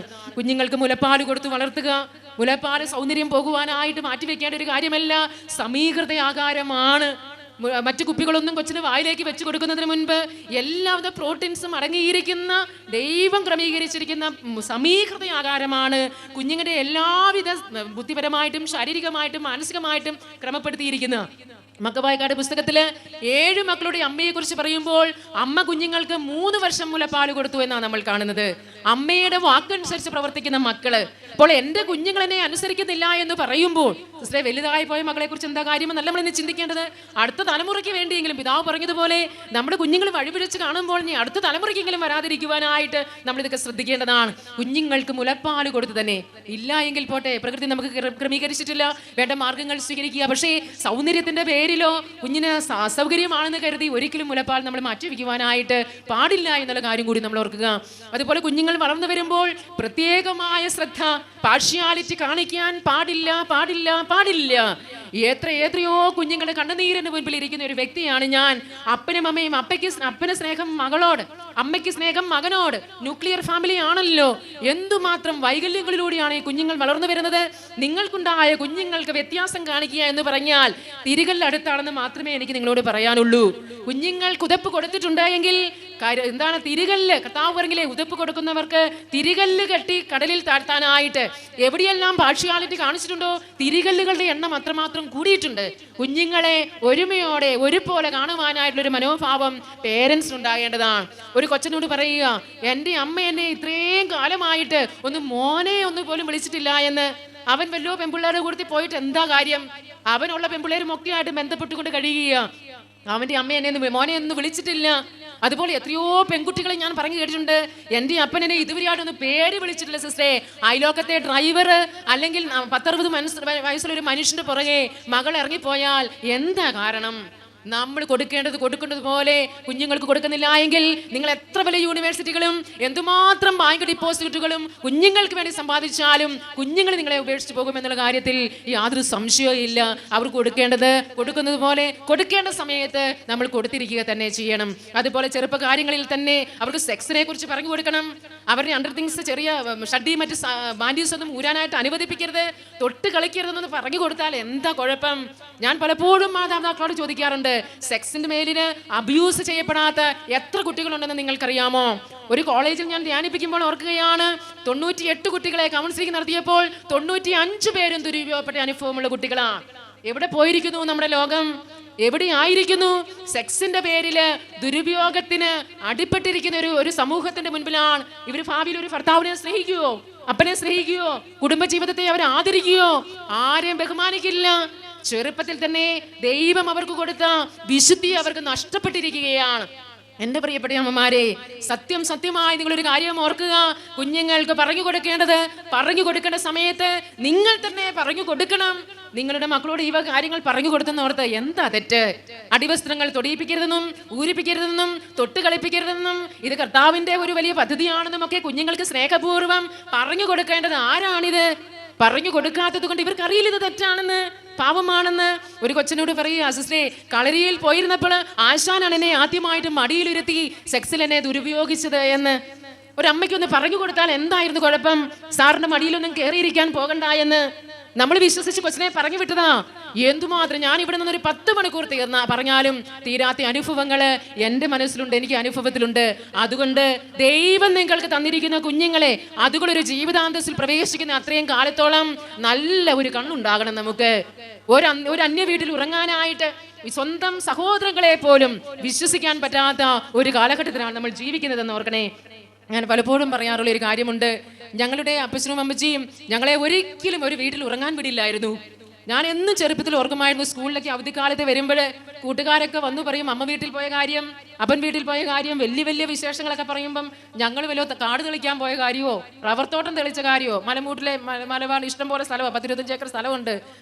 അപ്പനും അമ്മയും ഞങ്ങളെ കാട് തെളിക്കാൻ കൊണ്ടുപോകും, പറമ്പ് തെളിക്കാൻ കൊണ്ടുപോകും, കപ്പയ്ക്ക് കാട് കളിക്കാനും ഇഞ്ചിക്ക് കാട് പറിക്കാനൊക്കെ ഞങ്ങളെ കൊണ്ടുപോകും. ഞങ്ങൾക്ക് ഈ അനുഭവമാണ്. അന്നൊക്കെ ഞാൻ ഓർക്കും, ഇത് എന്നെ ഒരു അപ്പനും അമ്മയാ, എല്ലാവർക്കും എന്തോ ഒരു അനുഭവമാണ്, നമുക്കൊരു അനുഭവം ഇല്ലല്ലോ എന്ന് ഇന്ന് ഞാൻ വലുതായപ്പോൾ ഓർക്കുകയാണ്. എൻ്റെ ഇച്ചാച്ചനമ്മയ്ക്കും വലിയ വിദ്യാഭ്യാസമൊന്നും ഇല്ലായിരുന്നു എങ്കിലും കുഞ്ഞുങ്ങളെ എങ്ങനെയാണ് വളർത്തേണ്ടതെന്ന് അറിയാമായിരുന്നു ഇന്ന് ഞാൻ കരുതുകയാണ്. ഇന്നൊരു ആത്മശരീര വിശുദ്ധിയോടെ ഈ വചനപ്രഘോഷണ മേഖലയിൽ നിൽക്കാൻ സാധിച്ചിട്ടുണ്ടെങ്കിൽ എൻ്റെ പ്രിയപ്പെട്ട കാർന്നവന്മാരുടെ ആ സംരക്ഷണമാണെന്ന് ഞാൻ വിചാരിക്കുക. അവർ തന്നൊരു ട്രെയിനിങ് എൻ്റെ അപ്പനും അമ്മയ്ക്കും അറിയാമായിരുന്നു.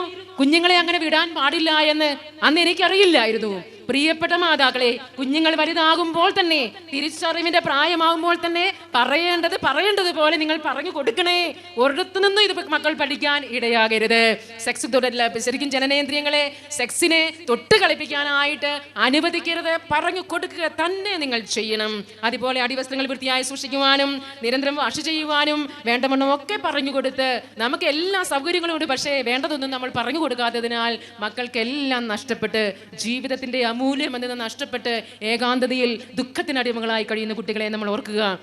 ഞാൻ ഓർക്കുകയാണ്, ഒരു 22 വയസ്സുകാരന് വിവാഹം കഴിക്കേണ്ടത് 53 വയസ്സുകാരി ഒരു മുസ്ലിം സ്ത്രീയെ അമ്മ കരഞ്ഞുകൊണ്ട് ധ്യാനത്തിനായി കൊണ്ടുവന്നു. കുറേ സമയം കഴിഞ്ഞപ്പോഴാണ് എനിക്ക് സംഭവം പിടുത്തം കിട്ടുന്നത്. ഈവൻ പറയുന്നത് കണ്ടാൽ നല്ല സുമുഖനായ ഒരു ചെറുപ്പക്കാരൻ. ആരും ഒന്നും കൂടെ നോക്കും, ഈ അമ്മയ്ക്ക് ഒരേ ഒരു മകനാണ്. ഇവനെ വളരെ സ്നേഹപൂർവ്വം വളർത്തി 10-23 വയസ്സായപ്പോഴേക്കും അവൻ ഈ പ്രേമബന്ധത്തിൽ കുടുങ്ങിപ്പോയിരിക്കുകയാണ്. അവൻ എന്നോട് പറഞ്ഞു, ഞാൻ വിവാഹം ചെയ്യുന്നുണ്ടെങ്കിൽ എനിക്ക് ഈ മുസ്ലിം സ്ത്രീയെ വിവാഹം ചെയ്താൽ മതിയെന്ന്. ഞാൻ പഠിച്ച പണി 18 നോക്കി ഇവനെ ഒന്ന് വേർപെടുത്താനായിട്ട്. അവസാനമാണ് കണ്ണുനീരിൽ കുതിർന്ന ഒരു സംഭവം പരിശുദ്ധാത്മാവായ ദൈവം വെളിപ്പെടുത്തി തരുന്നത്. ഈ മാതാപിതാക്കൾക്ക് വളരെ വൈകിയുണ്ടായ ഒരു കുഞ്ഞാണിത്. ഇവർ കുഞ്ഞുങ്ങളുണ്ടാകിയില്ലായിരുന്നു. ഇവനുണ്ടായി ഒരു 3, 4, 5 വയസ്സായപ്പോഴേക്കും അമ്മ ഇതിനെ പൊന്നുപോലെ വളർത്തുകയാണ്. 5 വയസ്സായപ്പോഴും രാവിലെ എന്നും വിളിച്ചെഴുന്നേൽപ്പിക്കും. അവന് കട്ടൻ കാപ്പിയൊക്കെ കൊടുക്കും. പല്ലി തേപ്പിച്ച് അവനെ നിക്കറൊക്കെ ഇടിയിപ്പിച്ചിട്ട് അവനെ പള്ളിയിൽ വിടും. അടുത്താണ് പള്ളി. മോനെ നീ പള്ളിയിൽ പോയി പ്രാർത്ഥിക്കുന്ന പറഞ്ഞ് പള്ളിയിൽ വിടും.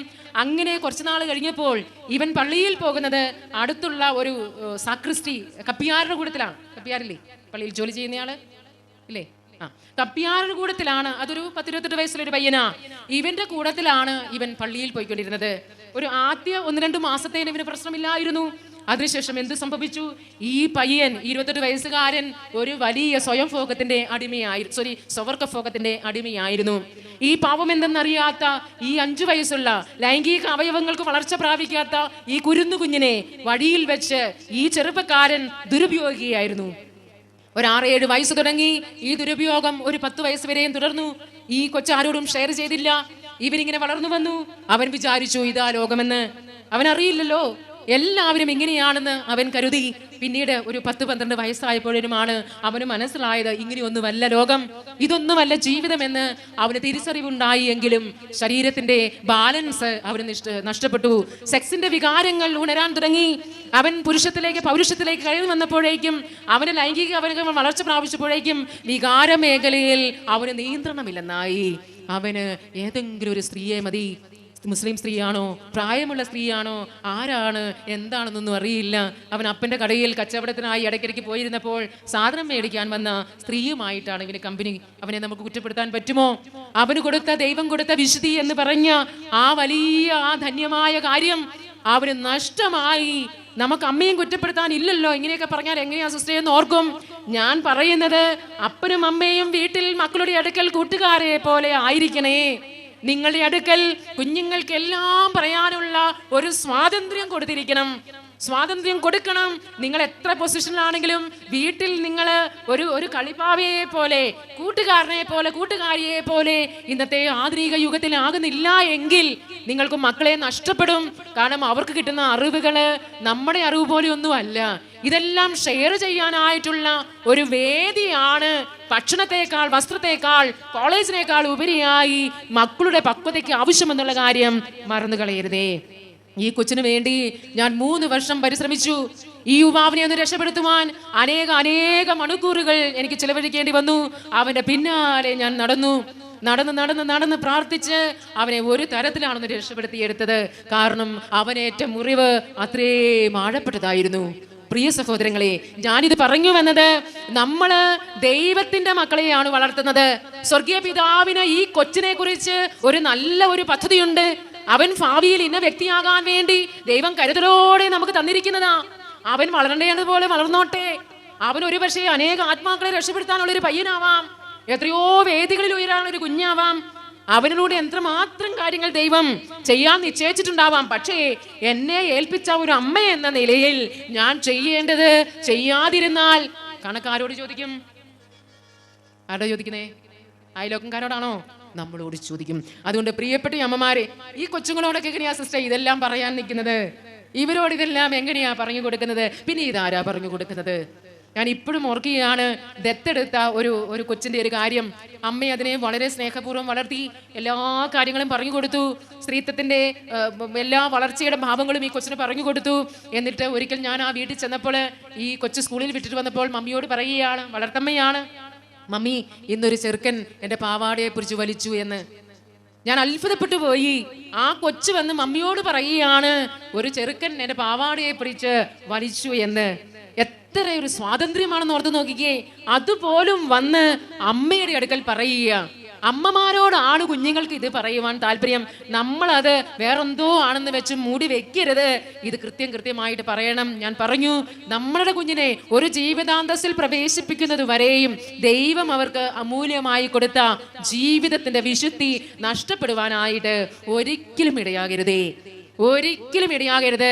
കുഞ്ഞുങ്ങൾ കരയുവാൻ ഇടയാകരുത്, വേദനിക്കുവാൻ ഇടയാകരുത്. പലപ്പോഴും അവർ നമ്മളെ സ്നേഹിക്കുന്നില്ല, ബഹുമാനിക്കുന്നില്ല, മിണ്ടുന്നില്ല, അടുക്കുന്നില്ല എന്നൊക്കെ പറയുന്നുണ്ടല്ലോ. എന്താ ഇതിന് കാരണം? നമ്മൾ കൊടുക്കേണ്ട സമയവും സ്നേഹവും ഷെയറിങ്ങിനും. എനിക്കൊരു അനുജത്തി ഉണ്ട്, അവൾ രാജസ്ഥാനിലാണ്. ഞാൻ ഓർക്കുകയാണ്, അവളിപ്പോഴും പറയും എൻ്റെ ഏറ്റവും വലിയ ഫ്രണ്ട് എൻ്റെ മോളാണെന്ന്. എപ്പോഴും അവൾ പറയുന്നൊരു കാര്യം, എൻ്റെ ഫ്രണ്ട് എൻ്റെ മോളാണെന്ന്. എനിക്ക് അതിശയം തോന്നും. അമ്മയ്ക്കും മകൾക്കും തമ്മിൽ ഒരു രഹസ്യവും ഇല്ല, ഒരു രഹസ്യവും ഇല്ല അമ്മയ്ക്കും മകൾ. എന്നിട്ട് അവൾ പറയുക, അവൾ അറിയട്ടെ, അവൾ ഭാവിയിൽ അമ്മയാകാനുള്ളതല്ലേ, അവൾ കേൾക്കട്ടെ. അമ്മയൊന്ന് തിരിഞ്ഞാൽ അവൾക്കറിയാം, മകളൊന്ന് മൂളിയാൽ അമ്മയ്ക്കും അറിയാം. അത്ര ഫ്രീഡത്തിലാണ് നമ്മൾ. അങ്ങനെ കുഞ്ഞുങ്ങളെ വളർത്തുവാൻ വിളിക്കപ്പെട്ടവരാണ്. നമ്മുടെ തിരക്ക് കൊണ്ടും നമ്മുടെ ബിസി ലൈഫ് കൊണ്ട് കുഞ്ഞുങ്ങൾക്ക് സമയമില്ല എന്ന് പറയരുത്. അവരെക്കുറിച്ച് നമ്മൾ കണക്ക് കൊടുക്കണം. അവർ നമ്മളെ ഓർത്ത് വേദനിക്കുവാനായിട്ട് ഇടയാകരുത് എന്നുള്ള കാര്യം കൂടി ഒന്ന് ഓർക്കുക. പ്രായപൂർത്തിയാകുമ്പോൾ പറഞ്ഞയക്കുവാനും വിവാഹം കഴിപ്പിച്ച് പറഞ്ഞയക്കുമ്പോൾ എല്ലാ അമ്മമാരും മക്കളോട് പറഞ്ഞു വിടേണ്ട ഒരു പ്രധാനപ്പെട്ട കാര്യമാണ്, മോളെ ഇനി നിന്റെ അമ്മ നിന്റെ ഭർത്താവിൻ്റെ അമ്മയാണ് എന്ന്. ഇനി നിന്റെ അമ്മ ഭർത്താവിൻ്റെ അമ്മയാണ് എന്ന് പറഞ്ഞു വിടാത്ത ഒരമ്മമാർക്കും കഞ്ഞി കിട്ടില്ല കേട്ടോ, ഉറപ്പുള്ള കാര്യമാണ്. എന്താണ്? തോബിയാസിന് മകളെ കൊടുക്കുമ്പോൾ സാറായോട് അമ്മ പറയുന്ന ഒരു കാര്യമുണ്ട്, നീ ഞങ്ങൾക്ക് ഏകപുത്രിയാണെങ്കിലും മോളെ ഇനി നിന്റെ അമ്മ തോബിയാസിന്റെ അമ്മയാണ്. മോളെ നിന്നെ കുറിച്ച് നല്ലത് മാത്രം കേൾക്കാൻ ഇടവരുത്തട്ടെ എന്ന് ഈ അമ്മ മകൾക്ക് പറഞ്ഞു കൊടുക്കുകയാ. ഇവിടെ വിവാഹം ചെയ്ത് പറഞ്ഞയച്ചപ്പോൾ ഇവിടെ ഇരിക്കുന്ന എത്ര അമ്മമാര് മകളോട് പറഞ്ഞു വിട്ടു, മോളെ ഇനി ഇന്നു മുതൽ നിന്റെ അമ്മ ഞാനല്ല നിന്റെ ഭർത്താവിന്റെ അമ്മയാണ് എന്ന് പറഞ്ഞു വിട്ടവരുണ്ടെങ്കിൽ കൈവെക്കാമോ? Praise the lord. ബാക്കിയുള്ളവരുടെ അമ്മമാരുടെ കുഞ്ഞുങ്ങളെ ആരെയും വിവാഹം കഴിപ്പിച്ചില്ല എന്ന് ഞാൻ വിശ്വസിക്കുക. ഹല്ലേലൂയ, ഹല്ലേലൂയയില്ലേ, ഹല്ലേലൂയ, ഹല്ലേലൂയ. പറഞ്ഞു കൊടുത്തില്ല എങ്കിൽ നമുക്ക് കഞ്ഞിയില്ല, അത്രേ ഉള്ളൂ.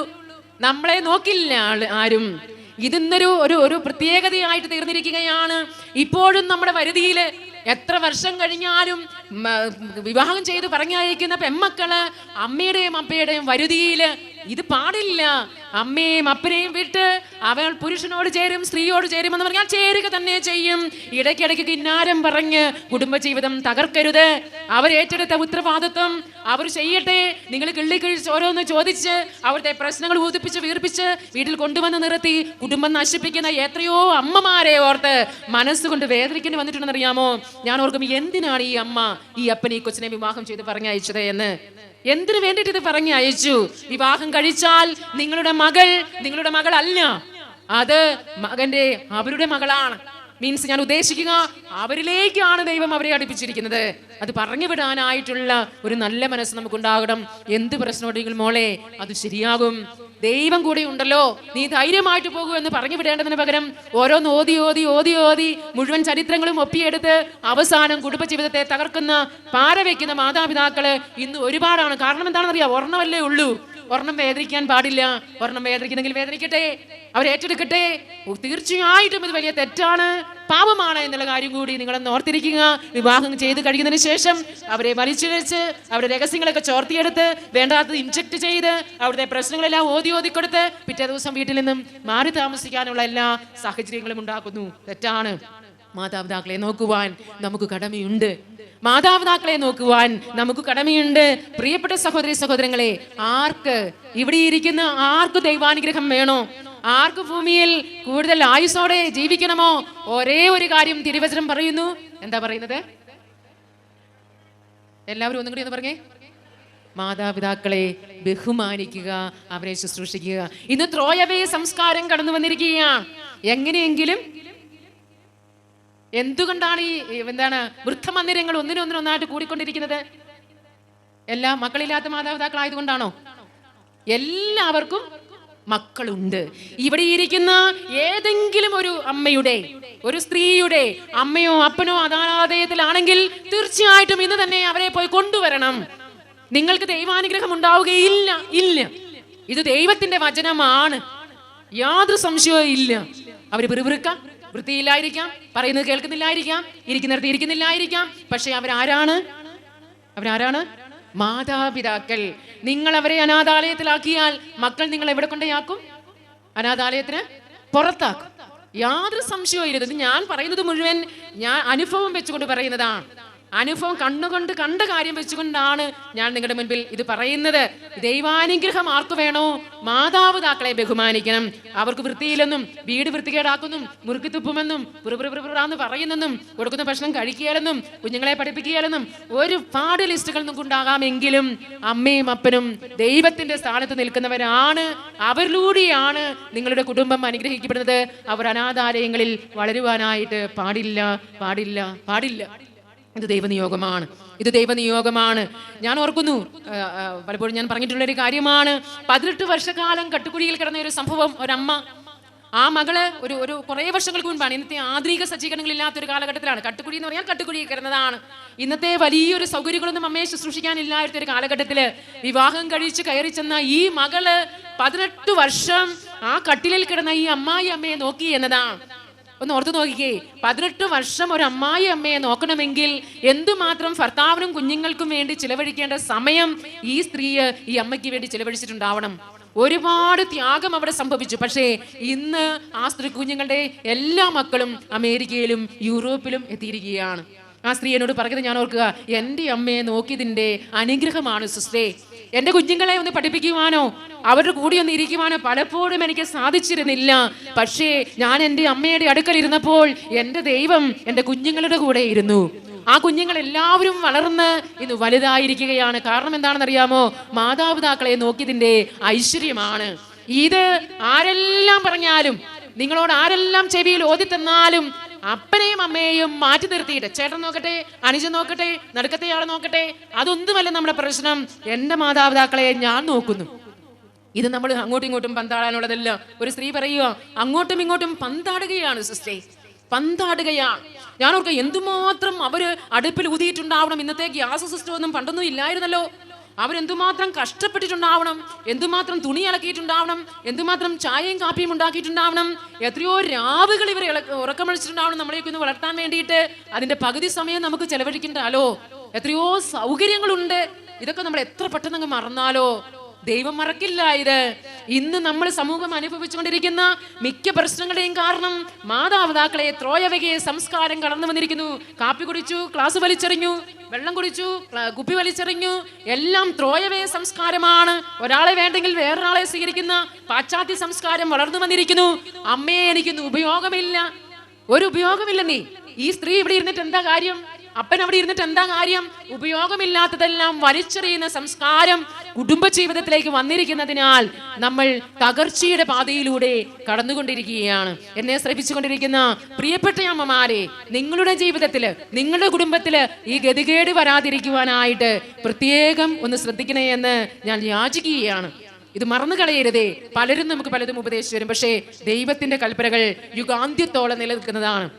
ഭൂമിയിൽ നിങ്ങൾ ദീർഘായുസോടെ ജീവിക്കുവാനായി മാതാപിതാക്കളെ ബഹുമാനിക്കുക. ദൈവത്തിന്റെ വചനമാണ്. ദൈവം 5-ാം പ്രമാണത്തിൽ കൽപ്പിച്ചു, മാതാപിതാക്കൾ രണ്ടാം പ്രമാണത്തിൽ കൽപ്പിച്ചു മാതാപിതാക്കന്മാരെ ബഹുമാനിക്കുക എന്നത്. ഈ കൽപ്പനയ്ക്ക് എത്ര യുഗങ്ങൾ കടന്നുപോയാലും യാതൊരു മാറ്റവുമില്ല എന്നുള്ള കാര്യം ഓർക്കണേ. ഒരു പെൺകുട്ടി എൻ്റെ അടുക്കൽ വന്നിട്ട് പറഞ്ഞു, സിസ്റ്ററെ, എൻ്റെ വിവാഹം നടക്കുന്നില്ല, സിസ്റ്റർ ഒന്ന് പ്രാർത്ഥിക്കണേ. ഞാൻ പ്രാർത്ഥിക്കുമ്പോൾ പരിശുദ്ധാത്മാവായ ദൈവം ഒരു കാര്യം എൻ്റെ മനസ്സിൽ ഇങ്ങനെ പറഞ്ഞു തരികയാണ്. ഇവിടെ വിവാഹം നടക്കാൻ വലിയൊരു ബ്ലോക്കുണ്ട്. അപ്പോൾ കുറേ സമയം കൂടി ഞാനിരുന്ന് പ്രാർത്ഥിച്ചു. എന്തായിരിക്കും പോലും ഇവിടെ വിവാഹത്തിന്റെ ബ്ലോക്ക്? നമുക്കൊന്ന് എഴുന്നേറ്റ് നിൽക്കാം. ചിലരെങ്കിലും തലയാടുന്നുണ്ടല്ലോ. ഉറങ്ങുന്നുണ്ടോ നിങ്ങൾ? ഇല്ല, എന്നാലും 2-3 പേരൊക്കെ ഉള്ളൂ. അപ്പോഴ് ഇവൾക്കൊരു ബ്ലോക്കാണ്. അപ്പോൾ കുറേ സമയം ഇരുന്ന് പ്രാർത്ഥിച്ചപ്പോൾ ഞാൻ ചോദിച്ചു, മോളെ, നീ എങ്ങനെയുള്ള ഒരു ഭർത്താവിനെയാണ് ആഗ്രഹിക്കുന്നത്? വെറുതെ എന്താ അവളുടെ ആഗ്രഹം എന്താണെന്ന് ചോദിച്ചു. അപ്പോൾ അവൾ പറയുകയാണ്, സിസ്റ്റേ, എനിക്ക് 2 ആൺകുട്ടികളുള്ള ഒരു ഭവനമാണ് ഞാൻ ആഗ്രഹിക്കുന്നത്. ഇളയ ആൺകുട്ടിയെ എനിക്ക് വേണ്ട. മൂത്ത ആൺകുട്ടിയെ വിവാഹം കഴിക്കാനാണ് ഞാൻ ആഗ്രഹിക്കുന്നത്. ഒരു ആൺകുട്ടിയുള്ള വീടും എനിക്ക് വേണ്ട. എന്താ കാരണം? അപ്പനെയും അമ്മയെയും നോക്കണം. ഞാൻ പറഞ്ഞു, നിന്റെ വിവാഹം നടക്കാൻ അത്ര എളുപ്പം, കാരണം അപ്പനും അമ്മയും ഇല്ലാത്ത ഒരു ചെറുക്കൻ വേണം, അതാണ് ഇവൾക്ക് എളുപ്പം. അവൾ പിന്നോട് പറഞ്ഞതാണ്. എത്ര വ്യവസ്ഥയാണ് നോക്കിക്കേ. 2 ആൺകുട്ടികൾ വേണം, മൂത്തയാളെന്നെ വിവാഹം കഴിക്കണം, ഇളയതാകാൻ പാടില്ല. ഒരാൺകുട്ടി വേണ്ട. ഇനി കുറേ ആൺകുട്ടികൾ ഉള്ളതാണെങ്കിലും വേണ്ടില്ല, ഇളയതാകാൻ പാടില്ല. ഇവളോട് നമ്മൾ എന്താ പറഞ്ഞു കൊടുക്കേണ്ടത്? ഞാൻ ഇത്രയും പറഞ്ഞു, നിന്റെ വിവാഹം നടക്കാൻ അത്ര എളുപ്പമില്ല എന്ന് ഞാൻ പറഞ്ഞു. അത് കൂടുതൽ നമുക്ക് പറയാൻ പറ്റില്ല, അങ്ങനെ വേദനിപ്പിച്ചു വിടാൻ പറ്റില്ലല്ലോ. കുഞ്ഞു മനസ്സിൽ എവിടെ വെച്ചതുണ്ടായി ഞാൻ അമ്മമാരെ കുറ്റം പറയും. നിങ്ങളെല്ലാത്തിനും എന്നെ പഴിചാരാനായിട്ട് ഈ സിസ്റ്റർ കോഴിക്കോട് നിന്ന് വന്നതൊന്നും പറയരുതേ. നമ്മുടെ കുഞ്ഞുങ്ങളെ ആദരവോടെ മക്കളെ മാതാപിതാക്കളെ ബഹുമാനിപ്പിക്കുവാൻ പഠിപ്പിച്ചു വരുന്നെങ്കിൽ അപ്പനെയൊക്കെ അത് അപ്പച്ചനാണ് മോളെ അനുസരിക്ക് പറഞ്ഞു കൊടുത്ത് പഠിപ്പിച്ചിരുന്നുവെങ്കിൽ, നമ്മുടെ പേരൻസിനെയൊക്കെ ആദരവോടെ കാണുവാൻ നമ്മൾ പഠിപ്പിച്ചിരുന്നുവെങ്കിൽ ഈ കുഞ്ഞുങ്ങൾ ഇത് ചെയ്യുമോ? കുഞ്ഞുങ്ങൾ ചെയ്യില്ലെന്ന് ഞാൻ പറയും. കാരണം അങ്ങനെ പഠിപ്പിച്ചു വിട്ട കുഞ്ഞുങ്ങള് മാതാപിതാക്കളെ നോക്കുവാനായിട്ട് എത്രയോ തയ്യാറാകുന്നു. ഞാൻ ഓർക്കുന്നു, 4 ആൺമക്കൾ ഒരു വീട്ടിൽ കെട്ടിവന്ന മൂത്ത മകള് പറയുക, എൻ്റെ മമ്മിയെ ഞാൻ നോക്കിക്കോളാം. മൂത്തയാളാണ് കെട്ടി വന്നിരിക്കുന്നത്, ലിസി എന്നാണ് പേര്. ലിസി പറയുക, എൻ്റെ മമ്മിയെ ഞാൻ നോക്കിക്കോളാം, അനുജന്മാരുടെ കൂടെ പോകലേ. അവൾ ആ വീട്ടിൽ കയറി വന്ന് അന്ന് തുടങ്ങി പറയുന്ന ഒരു കാര്യമാ, മമ്മി ഞാൻ വീട്ടിൽ നിന്ന് കൊള്ളാം. മൂത്ത മകൻ കെട്ടിക്കൊണ്ടുവന്ന മകളുടെ ഒരു ആഗ്രഹമാ. അവൾക്ക് അപ്പനെയും അമ്മയുടെ കൂടെ ഭർത്താവിനെ മാത്രം പോരാ, അപ്പനെയും അമ്മയും വേണം. ആ മുഖത്തേക്ക് നോക്കിയാൽ തന്നെ നമുക്ക് ഐശ്വര്യം കാണാൻ സാധിക്കും. എങ്ങനെയാ മാതാപിതാക്കളുടെ ശിക്ഷണം വേണ്ടവണ്ണം കിട്ടിയതുകൊണ്ട് പെൺമക്കൾക്കുണ്ടാകുന്ന ഒരു മനോഭാവമാണ്. നമ്മൾ ഇതൊക്കെ പുറകോട്ട് പോകേണ്ട ഒരു കാലഘട്ടമായി. നമ്മളുടെ കുഞ്ഞുങ്ങൾ, നമ്മുടെ പെൺമക്കൾ അവരുടെ ഭർത്താക്കന്മാരുടെ മാതാപിതാക്കളെ നോക്കട്ടെ. ഇവിടെ നിൽക്കുന്ന എല്ലാ അമ്മമാരുടെയും മക്കൾ നോക്കട്ടെ. അപ്പോൾ നമ്മുടെ കുടുംബവും നമ്മുടെ നാടും ഒക്കെ ഐശ്വര്യമാകും, പ്രശ്നങ്ങൾ പരിഹരിക്കപ്പെടും. ഇതാണ് സർവ്വ പ്രശ്നങ്ങളുടെയും കാരണം. മാതാപിതാക്കളെ നോക്കുവാനായിട്ട് താല്പര്യമില്ലായ്മ. ദൈവ തൃക്കരങ്ങളിൽ നിന്നും അവരെ സ്വീകരിച്ചുകൊണ്ട് അവരെ നോക്കുവാനായിട്ട്, അവരെ അനുസരിക്കുവാനായിട്ട്, അല്ലെങ്കിൽ അവരെ ബഹുമാനം കാണിക്കുവാനായിട്ട് നിങ്ങൾ തീർച്ചയായിട്ടും തയ്യാറാകണമെന്നുള്ള കാര്യം പ്രത്യേകമായിട്ട് ഓർക്കുക. ഇവിടെ നിൽക്കുന്ന ആരുടെയെങ്കിലും അപ്പനോ അമ്മയോ അനാഥാലയത്തിലാണ് എങ്കിൽ നിങ്ങൾ ഇന്ന് തന്നെ പോയി കൊണ്ടുവരണമെന്ന് ആരുമില്ലാത്തവരുടെ മാതാപിതാക്കളെ പറഞ്ഞെന്ന് ഞാൻ വിചാരിക്കുന്നു. ഇരിക്കും ഇല്ലാത്തവരായിരിക്കും ചിലപ്പോൾ പറഞ്ഞത്. ശ്രദ്ധിക്കണം ഈ കാര്യം. അവിടെ പോയി മരിക്കേണ്ടവരല്ല ഇത്. ഈ അടുത്ത നാളിൽ ഒരു സംഭവം കൂടി ഞാനൊന്ന് ഓർക്കട്ടെ. മാതാപിതാക്കളെ കുറിച്ച് ഒരമ്മ ആശുപത്രിയിൽ കിടക്കുകയാണ്, അന്ത്യശ്വാസം വലിക്കുകയാണ്. കൂടി വന്നാൽ 2 ദിവസം ജീവിക്കും, അല്പം ബോധമേ ഉള്ളൂ. അമ്മ പറയുന്നത് എന്താണെന്നറിയാമോ? എൻ്റെ മോളെ, എന്നെ ഒന്ന് വീട്ടിൽ കൊണ്ടുപോകൂ, ഞാൻ എൻ്റെ കട്ടിലേക്ക് കിടന്നൊന്ന് മരിക്കട്ടെ.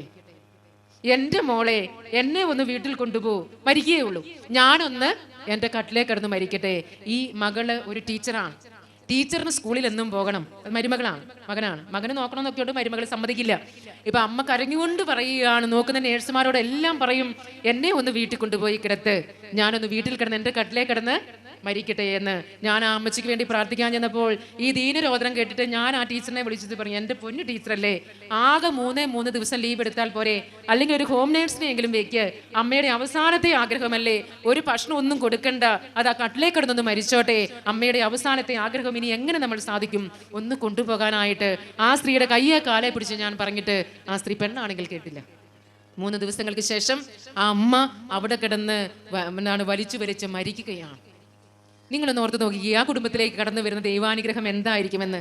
അമ്മയ്ക്ക് ഒന്നും കൊടുക്കണ്ട, ഒന്നും കഴിക്കാൻ പറ്റില്ല, എന്തെങ്കിലും ഇനി ഒന്ന് കൊടുക്കാൻ പറ്റിയെങ്കിൽ നല്ല കാര്യം. ആ കട്ടിലേക്ക് കടന്നൊന്ന് മരിക്കണമെന്നുള്ള ഒരു ആഗ്രഹം കൊണ്ടേ ആശുപത്രിയിൽ ഇട്ടിരിക്കുകയാണ്. എവിടെ നമുക്ക് ദൈവാനുഗ്രഹം ഉണ്ടാവും? സമ്പാദിക്കും, ഡോക്ടർമാർ കൊണ്ടുപോകും, സമ്പാദിക്കും, കുഞ്ഞുങ്ങളുണ്ടെ നഷ്ടപ്പെടുത്തും, സമ്പാദിക്കും, ഇവരെവിടെയെങ്കിലും കയറി ഏതെങ്കിലും രീതിയിൽ ബാഡ് റിലേഷൻഷിപ്പിലൂടെ കടന്നു വന്ന് ജീവിതം തകർക്കും. ആർക്ക് വേണ്ടി നമ്മൾ സമയം ചെലവഴിക്കുന്നുവോ? കാരണം ദൈവാനുഗ്രഹത്തിന്റെ കവാടങ്ങള് നമ്മളവിടെ അടുക്കുകയായിരുന്നു. നമ്മുടെ ടെൻഷനും ആവലാതിയും ഒന്നുമല്ല കുഞ്ഞുങ്ങളുടെ വളർച്ചയ്ക്ക് ആവശ്യമായത്. എന്നാ പിന്നെ കൈകെട്ടി നടന്നാൽ പോരെ സിസ്റ്റേ? അതല്ല, ചെയ്യേണ്ടതുപോലെ നമ്മൾ ചെയ്യണേ എന്നുള്ള കാര്യം ഓർക്കണം. ഞാൻ പറയും, നമ്മുടെ മതപഠന ക്ലാസ്സുകളും നമ്മുടെ ദേവാലയങ്ങളും നമ്മുടെ പ്രാർത്ഥനാ ശുശ്രൂഷകളും കുഞ്ഞുങ്ങൾക്ക് വേണ്ടിയുള്ളത് അവിടെ തന്നെ പറഞ്ഞയക്കണം. മറ്റു വിരുന്നുകളിലേക്കും ആഘോഷങ്ങളിലേക്കും ഒന്നുമല്ല. അച്ഛനിവിടെ പറഞ്ഞു, യുവജന സംഗമം വരട്ടെ, അവർക്ക് എന്തുമാത്രം മാസികകളും സാധ്യതകളും ഒക്കെയായിരുന്നുള്ളത്, അവരെ പറഞ്ഞയക്കുക തന്നെ ചെയ്യണം. ട്യൂഷൻ പോകട്ടെ, അവർ വന്ന് ഇവിടെ ഇരിക്കട്ടെ, അവർക്ക് ബുദ്ധി തെളിയുമ്പോൾ അവർ പഠിച്ചുകൊള്ളും. നിങ്ങൾ ദൈവിക കാര്യത്തിന് വേണ്ടി കുഞ്ഞുങ്ങളെ പറഞ്ഞയച്ചതിന്റെ പേരില് നിങ്ങളുടെ കുഞ്ഞുങ്ങൾക്ക് 1 മാർക്ക് പോലും നഷ്ടപ്പെടുകയില്ല എന്ന് ഞാൻ എൻ്റെ അനുഭവത്തിൽ നിന്ന് പറയുകയാണ്. അങ്ങനെ ഓർക്കുന്നു, ഞങ്ങളുടെ വീട്ടിലെ കുടുംബത്തിലെ കാര്യങ്ങളൊക്കെ, മക്കളുടെ കാര്യങ്ങളൊക്കെ, എഞ്ചിനീയറിംഗ് പാസ്സായ എൻ്റെ ഞങ്ങളുടെ മോൻ പറയുകയാണ്, എനിക്ക് വൈദികനാകാൻ പോകണം. എഞ്ചിനീയറിംഗ് പാസ്സായി എൻ്റെ അനുജത്തി MCA പാസ്സായിട്ടാണ് കോൺവെന്റിൽ ചേർന്നത്. പഠനത്തിന്റെ വലിയ വലിയ വേദികളിലൂടെ പോകുമ്പോഴും അവരുടെ ഉള്ളിൻ്റെ ഉള്ളിൽ പാകിയ ദൈവീക വചനം കോളേജിന്റെ കലാലയങ്ങളൊന്നും മാലിന്യത്തിലേക്ക് നയിക്കാത്തതിന് കാരണം എന്താണെന്ന് അറിയാമോ? സായം സന്ധികളിലെ പ്രാർത്ഥനകളായിരുന്നു. നമ്മുടെ കുഞ്ഞുങ്ങൾ നശിക്കില്ല, ലോകം എത്ര വഷളായിക്കൊള്ളട്ടെ, കുഞ്ഞുങ്ങൾ നശിക്കില്ല നമ്മൾ മാതൃക കാണിച്ചു കൊടുത്താൽ. ഞാൻ ഒരു എഞ്ചിനീയറിംഗ് കോളേജിൽ ധ്യാനത്തിന് പോയത് ഞാൻ ഓർക്കുകയാണ്. ഒരേ ഒരു പെൺകുട്ടിക്ക് മാത്രം അവിടെ ലൈനില്ല. ലൈൻ എന്ന് പറഞ്ഞാൽ എന്താണ് അറിയാമോ? അറിയാം. ബോയ് ഫ്രണ്ട് ഇല്ലാത്ത ഒരേ ഒരു പെൺകുട്ടി. അവളെ എല്ലാവരും വിളിക്കുന്നത് പ്രൈസ് തലോട് എന്നാണ്. അവൾ വലിയ നല്ല ചങ്കൂറ്റമുള്ള ഒരു പെൺകുട്ടി. ഇത് ഒട്ടും അതിശയോക്തി കലർത്തി പറയുന്നതല്ല. ഒരേ ഒരു പെൺകുട്ടിക്ക് മാത്രം ലൈനില്ല. അപ്പോൾ അവൾ എല്ലാവരും ഒരു എന്താണ് കഴിവില്ലാത്തവളാണെന്നും പ്രാപ്തിയില്ലാത്തവളുമാണെന്നും ഒക്കെ പറയുന്നുണ്ടെങ്കിലും ഞാൻ ഇവളോട് ചോദിച്ചു, മോളെ നീ എന്താ ഇങ്ങനെ തൻ്റെ അടുത്തോടെ ജീവിക്കുന്നത്? അപ്പോൾ അവള് പറയുക, സിസ്റ്ററെ ഒന്ന് പ്രേമിക്കാൻ കൊള്ളാന്ന് ഓർമ്മത്തിനെ ഒന്ന് കാണണ്ടേ, അതൊന്നും അവളുടെ ഒരു പ്രശ്നം. രണ്ടാമത്തെ പ്രശ്നം അവള് പറയുകയാണ്, ഇത്രയും എന്നെ എഞ്ചിനീയറിംഗ് വരെ പഠിപ്പിക്കുവാൻ ഇത്രമാത്രം കഠിനാധ്വാനം ചെയ്ത എൻ്റെ മാതാപിതാക്കൾക്ക് ഒരു ജീവിത പങ്കാളിയെ കണ്ടെത്താനായിട്ട് പറ്റില്ലേ? ഞാൻ ഈ പണിക്ക് പോണോ? എവിടെ നിന്ന് കിട്ടി ഈ ചങ്കൂറ്റം? എവിടെ നിന്ന് കിട്ടി ചങ്കൂറ്റം? അവളും മറ്റു കുട്ടികളും കൂടി ഹോസ്റ്റലിലാണ് നിൽക്കുന്നത്. ഞാൻ പറയും, കർത്താവിന്റെ സന്നിധിയിൽ പ്രാർത്ഥിച്ചു വളർന്നതിന്റെ അനുഭവമാണ്, മാതാപിതാക്കളോടൊത്ത് ജീവിച്ചതിന്റെ ആ വാത്സല്യമാണ്. എൻ്റെ അപ്പനും അമ്മയും ഇത്ര നല്ലൊരു കപ്പിളായി ജീവിക്കുന്നുണ്ടെങ്കിൽ അവരുടെ സെലക്ഷൻ മോശമായില്ലല്ലോ. നിങ്ങളുടെ സെലക്ഷൻ മോശമായതുകൊണ്ടല്ലേ നിങ്ങളുടെ കുഞ്ഞുങ്ങൾ വേറൊരാളെ അന്വേഷിച്ചു പോകുന്നത്? ആരും എന്നും മിണ്ടുന്നില്ലല്ലോ. ഇവർ കീരിയും പാമ്പും പോലെയാ. എന്നാ പിന്നെ ഇവർക്ക് സെലക്ഷൻ നടത്താൻ ഇവരെന്താ വിചാരിക്കുന്നേ? ഒരു കൊച്ചിനോട് പറഞ്ഞതാ, എൻ്റെ സിസ്റ്ററെ, എൻ്റെ അപ്പനും അമ്മയും എന്നെ സെലക്ഷനായിട്ട് ഞാൻ അവരെ വിട്ടാൽ ഇവരെ സെലക്ഷൻ സിസ്റ്റർ കണ്ടില്ലേ, ഇവർക്ക് തിരഞ്ഞെടുക്കാൻ അറിയില്ല. കുടുംബ പ്രശ്നം, വഴക്ക്, വക്കാണത്തം, അങ്ങോട്ടും ഇങ്ങോട്ടും കയറി കിടക്കുന്നു. ഭാര്യയും ഭർത്താവും അങ്ങോട്ടും ഇങ്ങോട്ടും തിരിഞ്ഞു കിടക്കുന്നു. നടുക്കാര് കിടക്കും. സാത്താൻ. ഒരു കട്ടൻ കാപ്പിയുടെ പ്രശ്നമാ. ഓഫീസിൽ നിന്നും കയറി വന്ന പാടെ കട്ടൻ കാപ്പി കൊടുത്തില്ലെന്നുള്ള ഒരൊറ്റ പ്രശ്നമേ ഉള്ളൂ. അങ്ങോട്ടും ഇങ്ങോട്ടും നീ എന്താടി കയറി വന്ന പാടെ കാപ്പി തരാത്തത്? എന്റെ പൊന്നു ചേട്ടാ, ഞാൻ തുണി കളിക്കൊണ്ടിരിക്കുക, അതൊന്ന് പിഴിഞ്ഞോണ്ട് വെക്കുകയായിരുന്നല്ലോ എന്നാണ് ആരുടെ കാര്യം? ഭാര്യയുടെ കാര്യം. രണ്ടുപേരും ഇങ്ങനെ എന്താണ്, ഞാൻ പിടിച്ച മോരിന് രണ്ടു കൊമ്പ് എന്നുള്ള മട്ടിൽ നിന്നു. അവസാനം സന്ധിയായി. ഒന്നാകേണ്ട നിമിഷങ്ങളിൽ വടക്കോട്ടും തെക്കോട്ടും കട്ടൻ കാപ്പി കിടത്തി. ആര് നടുക്ക് കയറി കിടന്നു? ചെകുത്താൻ. നീണ്ട് ഇത് കണ്ടു വളരുന്ന കുഞ്ഞുങ്ങൾ എന്തു പറയും? ഈ സെലക്ഷന് എൻ്റെ പേരൻസിനെ എനിക്ക് വേണ്ട. ഞാൻ ഓർക്കുന്നത് എൻ്റെ മൂത്ത ബ്രദറിന് 4 പെൺപിള്ളേരാണ്. ഇവരൊക്കെ കോളേജിലൊക്കെ പഠിക്കുമ്പോൾ ഞാനൊക്കെ ദൈവം വല്ലോടെ പുറകിലൊക്കെ പോകുമെന്നൊക്കെ. അങ്ങനെ ഓരോരുത്തരുടെയും വിവാഹത്തിന് നേരത്തെ ശേഷം, മക്കളെ നിങ്ങൾക്ക് വല്ലവരും ഉണ്ടോ? ഞങ്ങൾ നോക്കിയിട്ട് ആരെയും കണ്ടില്ല. അവർ പറയുക അവർക്ക് വേണ്ട. കാരണം അവരുടെ ജീവിതം ഒരു മാതൃകയാണ്. അപ്പനും അമ്മയുടെയും സ്വരച്ചേർച്ച അവർ കേട്ടിട്ടില്ല. രണ്ടുപേരും ഒന്നിച്ചിരിക്കുന്നു, പ്രാർത്ഥിക്കുന്നു, ഷെയർ ചെയ്യുന്നു. ഈ കുഞ്ഞുങ്ങൾ വല്ലവരുടെയും പുറകെ പോകുവോ? പ്രിയപ്പെട്ട അമ്മമാരെ, എനിക്കിപ്പോൾ നിങ്ങളോടല്ലേ പറയാൻ പറ്റുള്ളൂ. നിങ്ങളുടെ ഭർത്താക്കന്മാർ ഇവിടെ ഇല്ലല്ലോ. നമ്മളുടെ ഭാഗം അങ്ങ് ചെയ്തേ, ദൈവം ബാക്കി കാര്യം ചെയ്യും. ഭർത്താക്കന്മാരെ സ്നേഹിച്ച് ബഹുമാനിച്ച് കുഞ്ഞുങ്ങളുടെ മുൻപിൽ നിങ്ങളുടെ ഭർത്താവിനെ കുറിച്ച് ഒരു കുറ്റം പോലും പറയാൻ പാടില്ല. അത് ഞാൻ ഇങ്ങനെയാണ്. ഞങ്ങൾ കോളേജിൽ നിന്നൊക്കെ കയറി വരുമ്പോൾ അമ്മ ഞങ്ങളോട് പറയുന്ന ഒരു കാര്യമുണ്ട്, കോളേജ് സ്റ്റൈലൊക്കെ ആ വടിയിലിട്ടിട്ട് ഇങ്ങോട്ട് പോരെ, വീട്ടിൽ വന്നു കഴിയുമ്പോൾ അപ്പൻ്റെ സ്റ്റൈല് മതിയെന്ന്. അപ്പനും അമ്മയും എന്താ പറയുന്നത്? ആ സ്റ്റൈൽ ഈ വീട്ടിൽ വന്നാൽ മതിയെന്ന് ഒരു 10 പ്രാവശ്യം എനിക്ക് പറഞ്ഞു തന്നിട്ടുണ്ട്. മലബാറിൽ നിന്ന് വന്നതല്ലേ, കോട്ടയത്തെ കുറച്ച് സ്റ്റൈലൊക്കെ ഉണ്ടായിരുന്നു കോളേജിൽ പഠിക്കുമ്പോൾ. ഇതെല്ലാം ഇവിടെ ഇട്ടിട്ട് പോകും വീട്ടിൽ ചെല്ലുമ്പോൾ. കാരണം എന്താണ്? വീട്ടിൽ ആരുടെ സ്റ്റൈല് മതി? അപ്പൻ്റെ സ്റ്റൈല് മതി. അമ്മ പറഞ്ഞതെന്ന് പഠിപ്പിച്ചതാ. അതേസമയം അമ്മയ്ക്ക് വേണമെങ്കിൽ പറയത്തില്ലേ, മക്കൾ കുറച്ച് കോളേജ് സ്റ്റൈലൊക്കെ വന്നതാ, അവരെയൊക്കെ അംഗീകരിക്കണമെന്ന് അപ്പനെ കുറ്റപ്പെടുത്തിയിരുന്നെങ്കിലോ? ഇതൊക്കെ ഒന്ന് ഓർത്ത് നോക്കിക്കോ. ഒരു അമ്മ എന്ന നിലയിൽ, ഒരു ഭാര്യ എന്ന നിലയിൽ എൻ്റെ ഭർത്താവിന് ഞാൻ കൊടുക്കേണ്ട സ്നേഹവും ആദരവും. ഭർത്താവ് എപ്പോഴും ശിരസ് തന്നെയാണ്. ഒരു പൊട്ടനാണെങ്കിലും പൊട്ടനായിക്കോട്ടെ, ദൈവം ആ പൊട്ടനിലൂടെ പ്രവർത്തിക്കും. ഈ ഒരു വിശ്വാസമാണ് നമുക്ക് വേണ്ടത്.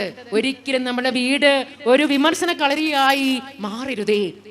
സഭയെയും വൈദികരെയും സമർപ്പിതരെയും സഭാ നടപടികളെയും ഒക്കെ കുറ്റപ്പെടുത്തിയുള്ള ഒരു സംസാര രീതികൾ ഒരു വിമർശന കളരിയായി മാറരുത്.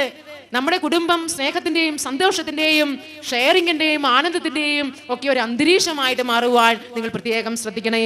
എത്രയോ കുടുംബങ്ങളിൽ ഞാൻ ഓർക്കുകയാണ്, അപ്പൻ പോയൊരു ധ്യാനം കൂടി 55-ാമത്തെ വയസ്സിൽ വലിയൊരു ദൈവാനുഭവം ഉണ്ടായി. മകനോട് പറഞ്ഞു, മോനെ ഞായറാഴ്ച പള്ളിയിൽ പോകാൻ നേരത്തെ ഒരു തേച്ച മുണ്ടും ഷർട്ടും ഒക്കെ എടുത്തിട്ടിട്ട് മകനോട് പറയുക, മോനെ നീ പള്ളിയിൽ പോകുന്നില്ലേ, പള്ളിയിൽ പോടാ, കുർബാനയ്ക്ക് പോകണം, കുമ്പസാരിക്കണം. അപ്പൻ രാവിലെ എഴുന്നേറ്റ് ഒരു പ്രസംഗം, അവൻ ആ മുണ്ടങ്ങോട്ട് പൊക്കി കുത്തിയിട്ട് പറയുക, ആഹാ 55 വയസ്സ് വരെ തോന്നിവാസം നടന്നിട്ട് വൈദികരെയും സമർപ്പിതരെയും മെത്രാക്കന്മാരെയും സമയമെല്ലാം കുറ്റം പറഞ്ഞ് ഇപ്പം പോയി എവിടെയോ ഒരു ധ്യാനം കൂടി, എനിക്കും വയസ്സ് 50 ആകട്ടെ, അന്നേരം ഞാൻ പോകാമെന്ന്. ഓതി കൊടുത്തിട്ട് കാര്യമുണ്ടോ? അവൻ ഇങ്ങനെ തന്നെ പറഞ്ഞതാ. തുണി അങ്ങോട്ട് പൊക്കി കുത്തിയിട്ട് അവൻ പറഞ്ഞു, എനിക്കും പ്രായമാകട്ടെ, ഇത്രയും കാലം അപ്പന്റെ വായിൽ നിന്ന് ഒരു നന്മ ഞങ്ങൾ കേട്ടിട്ടില്ലല്ലോ. പ്രിയ സഹോദരങ്ങളെ, ദൈവം തെരഞ്ഞെടുത്ത 12 ശിഷ്യന്മാരിൽ ഒരാള് എന്ത് സംഭവിച്ചു? നമ്മുടെ സഭയ്ക്ക് എന്നും കുറ്റങ്ങളുണ്ട്, കുറവുകളുള്ള സഭയാണ്. അങ്ങനെ എല്ലാ കുഞ്ഞുമീനും വലിയ മീനും മുറിഞ്ഞ മീനും മുറിയാത്ത മീനും എല്ലാം കൂടി ചേർത്ത ഒരു വലയാണ് എന്ത്? സഭ. അതുകൊണ്ട് കുറ്റം പറയുവാനും ഒന്നും ഉള്ളതല്ല എന്ന് ഓർത്തുകൊണ്ട് നമ്മുടെ കുടുംബത്തിൽ കുറ്റം പറച്ചിലുകളൊക്കെ അങ്ങ് നിർത്തട്ടെ. പ്രാർത്ഥനയ്ക്കും ഷെയറിങ്ങിനും ഒക്കെയുള്ള സമയം നമ്മൾ കൊടുത്ത് കുഞ്ഞുങ്ങളോടൊപ്പം സമയം ചിലവഴിക്കുവാനായിട്ട് നിങ്ങൾ തയ്യാറാവണേ. എന്തുമാത്രം സമയം കുഞ്ഞുങ്ങൾ കൂടെ ചിലവഴിക്കുവാൻ സാധിക്കുന്നുവോ അത്രയും സമയം നിങ്ങൾ കൊടുത്തിരിക്കണം. എത്ര വലിയ സാമൂഹ്യ പ്രവർത്തകരാണെങ്കിലും മക്കളുടെ കൂടെ ഇരുന്ന് സമയം കൊടുക്കുവാനുള്ളത് കൊടുത്ത് അവർക്ക് വേണ്ടത് കൊടുക്കുവാൻ പ്രത്യേകം ശ്രദ്ധിക്കണേ. അതുപോലെ ഭക്ഷണത്തിന്റെ കാര്യങ്ങൾ ഞാൻ ഓർക്കുന്നു. നോയമ്പും ഉപവാസവും, അമ്മയ്ക്ക് ഭയങ്കര പ്രാർത്ഥന, നോയമ്പ് ഉപവാസം. കൊച്ചിന്റെ പാത്രം തുറന്നു നോക്കിയപ്പോഴ് കൊതയെ ദൂരെ നിന്ന് നടന്നു വരുന്ന ഒരു കൊച്ചാണ് ചോറ്റും പാത്രത്തിൽ ഒരു നെല്ലിക്ക കിടന്ന് ഉരുളുന്നുണ്ട്. ചോറ് കോരിയിട്ട കൂടത്തില് ഒരു നെല്ലിക്ക അച്ചാറാണ് അമ്മ കറിയായിട്ട് കൊച്ചിന് കൊടുത്തു വിട്ടിരിക്കുന്നത്. അത് ഇറങ്ങി വന്നപ്പോഴേക്കും ഈ നെല്ലിക്ക മാത്രം പാത്രത്തിൽ കിടന്ന് ആടുന്നുണ്ട്. ഞാൻ ചോദിച്ചു, മോളെ അമ്മ വീട്ടിലില്ലായിരുന്നോ? അമ്മയ്ക്ക് നോയമ്പ് ഉപവാസം പ്രാർത്ഥന. അമ്മയുടെ നോയമ്പും ഉപവാസവും കുഞ്ഞുങ്ങൾ ഭാവിയിൽ സ്വീകരിക്കുമെന്ന് നിങ്ങൾ കരുതുന്നുണ്ടോ? ഈ ഇറങ്ങി വന്ന് പഠിക്കുന്ന ടീച്ചേഴ്സിന്റെ അടിയും വഴക്കും കൊണ്ട് പഠിക്കുന്ന ഈ കുട്ടികള് ഉച്ചയ്ക്ക് ചോറും പാത്രം തുറക്കുമ്പോൾ ഒരു നെല്ലിക്ക കിടന്ന് അങ്ങോട്ടും ഇങ്ങോട്ടും വാടുന്നു. അതുകൊണ്ട് ചോറുണ്ടാകുന്ന ആ കൊച്ചിന്റെ മനസ്സിന്റെ ഓർമ്മ എന്തായിരിക്കും ഓർമ്മകള്? അമ്മ അപ്പം കൊടുക്കുന്നവനാണ്, അമ്മ ഭക്ഷണം കൊടുക്കുന്നവളാണ്. കുഞ്ഞുങ്ങൾക്ക് കൊടുക്കേണ്ടത് കൊടുക്കുന്നത് പോലെ നമ്മൾ കൊടുക്കണേ. അതുപോലെ അവരുടെ വസ്ത്രത്തിന്റെ കാര്യമൊക്കെ ഇറുകി പിടിച്ച് മറ്റുള്ളവർക്ക് സെക്സിന്റെ മേഖലയിൽ ഉണർവുണ്ടാകുന്ന ഒരു വസ്ത്രം പോലും ധരിച്ചിറങ്ങുവാൻ നമ്മുടെ കുഞ്ഞുങ്ങളെ നമ്മൾ അനുവദിക്കരുത്. ഡൽഹിയിൽ ഞാൻ ഈ ഇടയ്ക്ക് ചെന്നപ്പോൾ ഞാൻ ഓർക്കുകയാണ്, അവിടെ ഒരു സ്ത്രീ 3 പെൺകുട്ടികളാണ്, നല്ല സുന്ദരിമാരായ പെൺകുട്ടികള്. എന്തോ ഒരു സൗന്ദര്യമാണ് ആ കൊച്ചുങ്ങൾക്ക്. അമ്മ പറയുക, കൊച്ചൊരു ഉടുപ്പിട്ടിറങ്ങിയപ്പോൾ, മോളെ അതിന്റെ ഫ്രണ്ടൊക്കെ കുറച്ച് വലിഞ്ഞാണല്ലോ മോളെ നിൽക്കുന്നത്, അതങ്ങ് മാറ്റിയേരേ. നമ്മുടെ ശരീരത്തിന്റെ അവയവങ്ങളെല്ലാം പ്രദർശിപ്പിക്കുവാനായിട്ടല്ല നമ്മൾ മക്കളെ വളർത്തേണ്ടത്. നമ്മളിതൊക്കെ ഒരു ഫാഷനൊക്കെ ആയിട്ട് കണ്ട് എന്താ ഇതിന്റെ ആൺകുട്ടികൾ പറയുക, സിസ്റ്ററെ ഇതൊക്കെ കണ്ടു കഴിയുമ്പോൾ ഞങ്ങൾക്ക് എങ്ങനെയാ വികാരം ഉണരാതിരിക്കുന്നത് എന്ന്. അവർക്കുണരും ഈ വക കാര്യങ്ങൾ അമ്മമാർക്ക്. എന്നിട്ട് ഞാൻ വിചാരിച്ചത്, ഈ ഡൽഹിയില് ഈ ഫാഷന്റെ നടുക്കിൽ വളരുന്ന ആ പെൺകുട്ടികള് അമ്മയുടെ ഉപദേശം സ്വീകരിച്ചു എന്നതാണ്. എന്നാ മാറിക്കളഞ്ഞേക്കാം മമ്മി, കുറച്ച് അയവുള്ളത് ഇട്ടേക്കാമെന്ന് നമ്മൾ ആരെങ്കിലും കുഞ്ഞുങ്ങളോട് പറഞ്ഞിട്ടുണ്ടോ? നമ്മുടെ വേഷവിധാനങ്ങള് എന്നിട്ട് അവിടെ തൊട്ടു ഇവിടെ തൊട്ടു പാപം ചെയ്തു ആരെങ്കിലും പുറകെ വന്നു എന്ന് പറഞ്ഞിട്ട് കാര്യമുണ്ടോ? പറഞ്ഞു കൊടുക്കണം മക്കളെ. ഇതെല്ലാം പ്രദർശിപ്പിച്ചിട്ടുണ്ടെങ്കിൽ ആൺകുട്ടികൾ വരും, അവർക്ക് പ്രലോഭനമുണ്ടാകും, പാപത്തിൽ വീഴും. അങ്ങനെ നമ്മൾ ചെയ്യരുത്. നമ്മൾ വിവാഹത്തിന് ശേഷം ആനന്ദിക്കേണ്ട ശാരീരിക സുഖം ഇവിടെ വെച്ച് നമ്മൾ ആനന്ദിക്കരുത് എന്ന് പറഞ്ഞു കൊടുക്കുക തന്നെ ചെയ്യണം. വിവാഹത്തിന് മുൻപ് നമ്മൾ ആനന്ദിക്കാൻ പാടില്ല. വിവാഹത്തിന് ശേഷം അനുഭവിക്കേണ്ട ശാരീരിക സുഖങ്ങള് അനുഭവിക്കുവാനായിട്ട് ഈ ഡ്രസ്സ് പ്രേരണ നൽകുന്നു, ഈ വസ്ത്രം പ്രേരണ നൽകുന്നു, ഈ രീതികൾ പ്രേരണ നൽകുന്നു, ഈ നടപ്പ് പ്രേരണ നൽകുന്നു എന്ന് സാംസൺ എന്താ സംഭവിച്ചത്? കുടുങ്ങി വന്ന ദലീലയുടെ ആ കിടപ്പ് മടിയില് സാംസന് വിവേകമില്ലാതെ പോയി. ശ്രദ്ധിക്കണേ. നമ്മൾ കുഞ്ഞുങ്ങളെ പറഞ്ഞയക്കുമ്പോൾ നമ്മുടെ കുഞ്ഞുങ്ങളുടെ ശാരീരിക സൗന്ദര്യം കണ്ടുകൊണ്ട് ഒരു ആരും പുറകെ വരുവാനായിട്ട് ഇടയാവരുത്. സിസ്റ്റർ 2000 വർഷത്തിന്റെ മുമ്പത്തെ കാര്യമാ പറയുന്നതെന്നൊന്നും നിങ്ങൾ വിചാരിച്ചേക്കരുതേ. നല്ല കാര്യം ഞാൻ പറഞ്ഞു തരികയാണ്. ഇങ്ങനെ ജീവിക്കുന്നവരുണ്ട്, വിശുദ്ധിയിൽ ജീവിക്കുന്നവരുണ്ട്. ഒരു ആൺകുട്ടികളെ പോലും പെൺകുട്ടികളെ പോലും തൊടാത്ത എത്രയോ പൊന്നുള്ള നല്ല ആൺകുട്ടികളെയും പെൺകുട്ടികളെയും ഞാൻ കാണിച്ചു തരാം. മാതാപിതാക്കളുടെ നല്ല ട്രെയിനിങ് ആണ്, അവർക്ക് പ്രശ്നമില്ല. അതൊരു പ്രത്യേകമായിട്ട് ഈ വക കാര്യങ്ങളെല്ലാം ഒന്ന് ശ്രദ്ധിക്കുക. ദൈവത്തിന്റെ കരങ്ങളിലേക്ക് കുഞ്ഞുങ്ങളെ വിട്ടുകൊടുക്കുക. അവർക്ക് വേണ്ട രീതിയിൽ ശിക്ഷണം കൊടുക്കാതെ വളർത്തുവാൻ സാധിച്ചു അല്ലെങ്കിൽ ഇടയായെങ്കിൽ കർത്താവിനോട് മാപ്പ് ചോദിക്കുകയും അവർക്ക് വേണ്ടി നിരന്തരം പ്രാർത്ഥിക്കുക. നമ്മൾ കർത്താവിനെ മാറ്റാൻ പറ്റാത്തതൊന്നും നമ്മുടെ കുഞ്ഞുങ്ങൾക്ക് സംഭവിച്ചിട്ടില്ല എന്ന് കൂടി നമ്മൾ ഓർക്കണേ. ഒരു ചെറുപ്പക്കാരൻ്റെ അനുഭവം കൂടി പറഞ്ഞിട്ട് ഞാനങ്ങ് നിർത്താം. കടബായിലാണ് ധ്യാനിപ്പിക്കുമ്പോൾ ഒരു 24 വയസ്സുള്ളൊരു ചെറുപ്പക്കാരൻ വന്നു. അവന് ആദ്യ ദിവസം ഇതുപോലെ വലിയൊരു കൺവെൻഷനാണ്. ആ ദിവസത്തെ കൺവെൻഷൻ അവൻ ഓടി വന്ന് മുട്ടുകുത്തി, സിസ്റ്ററെ എൻ്റെ തലയിലൊക്കെ വെച്ചൊന്ന് പ്രാർത്ഥിച്ചേ. ഞാൻ പറഞ്ഞു, മോനെ കൺവെൻഷൻ തുടങ്ങിയതല്ലേ ഉള്ളൂ, 5 ദിവസം കഴിയട്ടെ, നമുക്ക് കുംസാരോ കഴിഞ്ഞിട്ട് പ്രാർത്ഥിക്കാം. അപ്പോൾ അവൻ പറയുകയാണ്, ഞാൻ 5 ദിവസം ഇവിടെ ഇല്ല സിസ്റ്ററെ, ഇന്ന് നാളെ ഞാൻ ബാംഗ്ലൂർക്ക് പോകുകയാണ്, എനിക്ക് കർത്താവ് ഒരു ജോലി തന്നു, ആ ജോലിയിൽ പ്രവേശിക്കാനായിട്ട് ഞാൻ പോകുകയാണ്, അതുകൊണ്ട് നാളെ എനിക്ക് വരാൻ പറ്റില്ല, സിസ്റ്റർ എന്നെ അനുഗ്രഹിച്ചു വിടണം. ഞാൻ വിചാരിച്ചു ഒരു ചെറുപ്പക്കാരനല്ലേ, അവന് വേണ്ടി ഒന്ന് പ്രാർത്ഥിച്ചേക്കാം. അവനെ കണ്ടിട്ടുണ്ടെങ്കിൽ നല്ല ചെത്തിലാണ് അവൻ വന്നിരിക്കുക. ഇവിടെ ഒരു കറുത്ത കയറ്, കഴുത്തേലൊരു കറുത്ത കയറ്, അതിൻ്റെ അടുത്ത് എന്തൊരു സാധനം കെട്ടിത്തൂക്കിയിരിക്കുന്നു. ഇപ്പം അതിൻ്റെ പേരൊന്നും എനിക്കറിയില്ല, പണ്ടായിരുന്ന പേരൊക്കെ അറിയാമായിരുന്നു. അങ്ങനെ കുറേ സാധനങ്ങൾ കെട്ടിത്തൂക്കി നല്ല സ്റ്റൈലിലാണ് അവൻ വന്നിരിക്കുക. നമുക്ക് എഴുന്നേറ്റ് നിൽക്കാം. ചിലർക്കൊന്നും എന്നെ കാണത്തില്ല, കാണട്ടെ എന്നോർത്താണ്. വലുപ്പമില്ലാത്തതുകൊണ്ടാണ്, ഉറങ്ങത് കൊണ്ടാണ് കേട്ടോ. അപ്പോൾ ഇങ്ങനെ നല്ല സ്റ്റൈലിലാണ് വന്നിരിക്കുക. ഞാൻ വിചാരിച്ചു ഇവൻ നമ്മളെ ഒന്ന് അളക്കാൻ വേണ്ടിയിട്ട്, നമ്മളിങ്ങനെ ക്ലാസ്സൊക്കെ എടുക്കുമ്പോൾ ഇനി എന്നാ സിസ്റ്ററിനാക്കി പ്രാർത്ഥിച്ചിട്ട് പറയുന്നതെന്ന് അളക്കാനൊക്കെ ആയിരിക്കും വന്നതെന്ന് ഞാനും എൻ്റെ മനസ്സുകൊണ്ട് വന്നിട്ട് ഇവൻ എന്നോട് പറയുമോ, സിസ്റ്ററിനെ കണ്ടപ്പം വിചാരിച്ച് കാണും ഞാൻ സിസ്റ്ററിനെ അളക്കാൻ വന്നതാണ് എന്ന്. അളക്കാനൊന്നും എൻ്റെ സിസ്റ്ററെ ഒരു പ്രാർത്ഥനാ സഹായത്തിന് വേണ്ടി വന്നതാണ്. എൻ്റെ റിസൾട്ട് കഴിഞ്ഞ ആഴ്ചയിലാണ് വന്നത്. 5000 രൂപ ശമ്പളത്തിൽ ബാംഗ്ലൂർ ഒരു ജോലി കിട്ടി. അതിലേക്ക് പ്രവേശിക്കാൻ ഞാൻ നാളെ പോവുകയാണ്. പെട്ടെന്ന് തന്നെ എനിക്ക് ജോലി കിട്ടി, അതുകൊണ്ടാണ് ഞാൻ പോകുന്നതെന്നൊക്കെ ഇവനിങ്ങനെ പറഞ്ഞു. അപ്പോൾ ഞാൻ ഇവൻ്റെ തലയിൽ കൈവച്ച് പ്രാർത്ഥിച്ചിട്ട് വെറുതെ കർത്താവിനോട് ചോദിച്ചു, എൻ്റെ കർത്താവേ, ഇവനൊരു ചെറുപ്പക്കാരനാണല്ലോ, ഇവനോട് ഞാൻ എന്താണ് പറയേണ്ടത്? നീ എന്തെങ്കിലും ഒരു കാര്യം എന്നോടൊന്ന് സംസാരിക്കണമേ. അങ്ങനെ പറഞ്ഞു പ്രാർത്ഥിക്കുമ്പോൾ ഞാൻ കാണുന്നത് ഈ ചെറുപ്പക്കാരനെ പരിശുദ്ധി അമ്മ ഇങ്ങനെ കയ്യിലെടുത്ത് പിടിച്ചിരിക്കുന്നതാണ്. പരിശുദ്ധ അമ്മയോട് ഇവനെ സ്നേഹമുണ്ടോ, ഭക്തിയുണ്ടോ, ഒന്നും സാധ്യതയിൽ ഇവനെ കണ്ടാൽ ഞാൻ വിചാരിച്ചു എന്തെങ്കിലും ആകട്ടെ, കണ്ടതങ്ങ് പറഞ്ഞേക്കാം. ഞാൻ പറഞ്ഞു, മോനെ, നിനക്ക് മാതാവിനോട് നല്ല ഭക്തിയുള്ളതായിട്ടൊക്കെ തോന്നുന്നുണ്ടല്ലോ. കയ്യിലാന്നൊന്നും ഞാൻ പറഞ്ഞില്ലേ, മാതാവിനോട് ഭക്തിയുള്ളതായിട്ട് തോന്നുന്നുണ്ടല്ലോ. അവൻ ഉടനെ ചാടി എഴുന്നേറ്റിട്ട് എന്നോട് പറയുക, സിസ്റ്ററെ, ഞങ്ങളുടെ മാതാപിതാക്കൾക്ക് ഞങ്ങൾ 3 മക്കളാണ്. ഞങ്ങൾ 3 പേരും മാതാവിൻ്റെ മധ്യസ്ഥതയിൽ ഞങ്ങളുടെ പേരൻസ് വളർത്തിക്കൊണ്ട് വരികയാണ്. ഞങ്ങളുടെ അപ്പനും അമ്മയും എപ്പോഴും പറഞ്ഞിട്ടുണ്ട്, മുഴുവൻ കൊന്ത ചെല്ലാതെ, മുഴുവൻ രഹസ്യങ്ങളും ചൊല്ലി പ്രാർത്ഥിക്കാതെ പുറത്തു പോകരുതേ, റൂമിന് പുറത്തു പോകരുതേ എന്ന് എന്നോടും എൻ്റെ പെങ്ങളോടും പറഞ്ഞിട്ടുണ്ട്. ഞങ്ങൾ മുഴുവൻ കൊന്ത ചെല്ലുന്നവരാണ്. അങ്ങനെ മുഴുവൻ കൊന്ത ചെല്ലിയത് കൊണ്ടാണ് എനിക്ക് നല്ല റിസൾട്ട് കിട്ടിയതും ഇന്ന് ഈ ജോലി കിട്ടിയതും. ജീവിതത്തിൽ ഒരു പാളിച്ചകളിൽ പോലും വീഴുവാനായിട്ട് മാതാവ് ഞങ്ങളെ അനുഗ്രഹിച്ചിട്ടില്ല എന്ന്, അനുവദിച്ചിട്ടില്ല എന്ന് അവൻ പറയുകയായിരുന്നു. ജീവിതത്തിൽ എന്നും വിശുദ്ധി സൂക്ഷിക്കുവാനായിട്ട് മാതാവ് ഞങ്ങളെ അനുവദിച്ചത് ഈ അമ്മയുടെയും അപ്പൻ്റെയും നിർദ്ദേശം മൂലം ഞങ്ങൾ ജപമാല ചൊല്ലിയതാണ് എന്ന്. വലിയ വലിയ കോളേജുകളും സ്ഥാപനങ്ങളും ഒക്കെ നമ്മൾ തിരഞ്ഞെടുക്കുമ്പോൾ കുഞ്ഞുങ്ങൾക്ക് ഈശോയെ കൂടി ഒന്ന് കൊടുത്തു വിടണേ, മാതാവിനെ കൂടി ഒന്ന് കൊടുത്തു വിടണേ. അപ്പൻ്റെയും അമ്മയുടെയും സംരക്ഷണത്തിൽ നിന്നും മാറുന്ന കുഞ്ഞുങ്ങളെ പരിശുദ്ധ അമ്മയുടെയും ഈശോയുടെയും സംരക്ഷണത്തിന് കൊടുത്ത് അവർക്കൊരു ബൈബിൾ ബുക്ക് കൂടെ വാങ്ങിച്ചു കൊടുത്ത് ദൈവതൃക്കരങ്ങളിൽ സമർപ്പിച്ചിട്ട് വേണം അവരെ നമ്മൾ പറഞ്ഞയക്കാനായിട്ട്. എത്ര വലിയ കലാലയത്തിന്റെ വേദികളിലൂടെ അവർ കടന്നുപോയാലും അവർക്ക് യാതൊരുവിധ മാലിന്യങ്ങളും ഏൽക്കുകയില്ല എന്നുള്ള ഗൗരവം കൂടി നമുക്കൊന്ന് ഓർക്കാം. നമുക്കിരിക്കാം.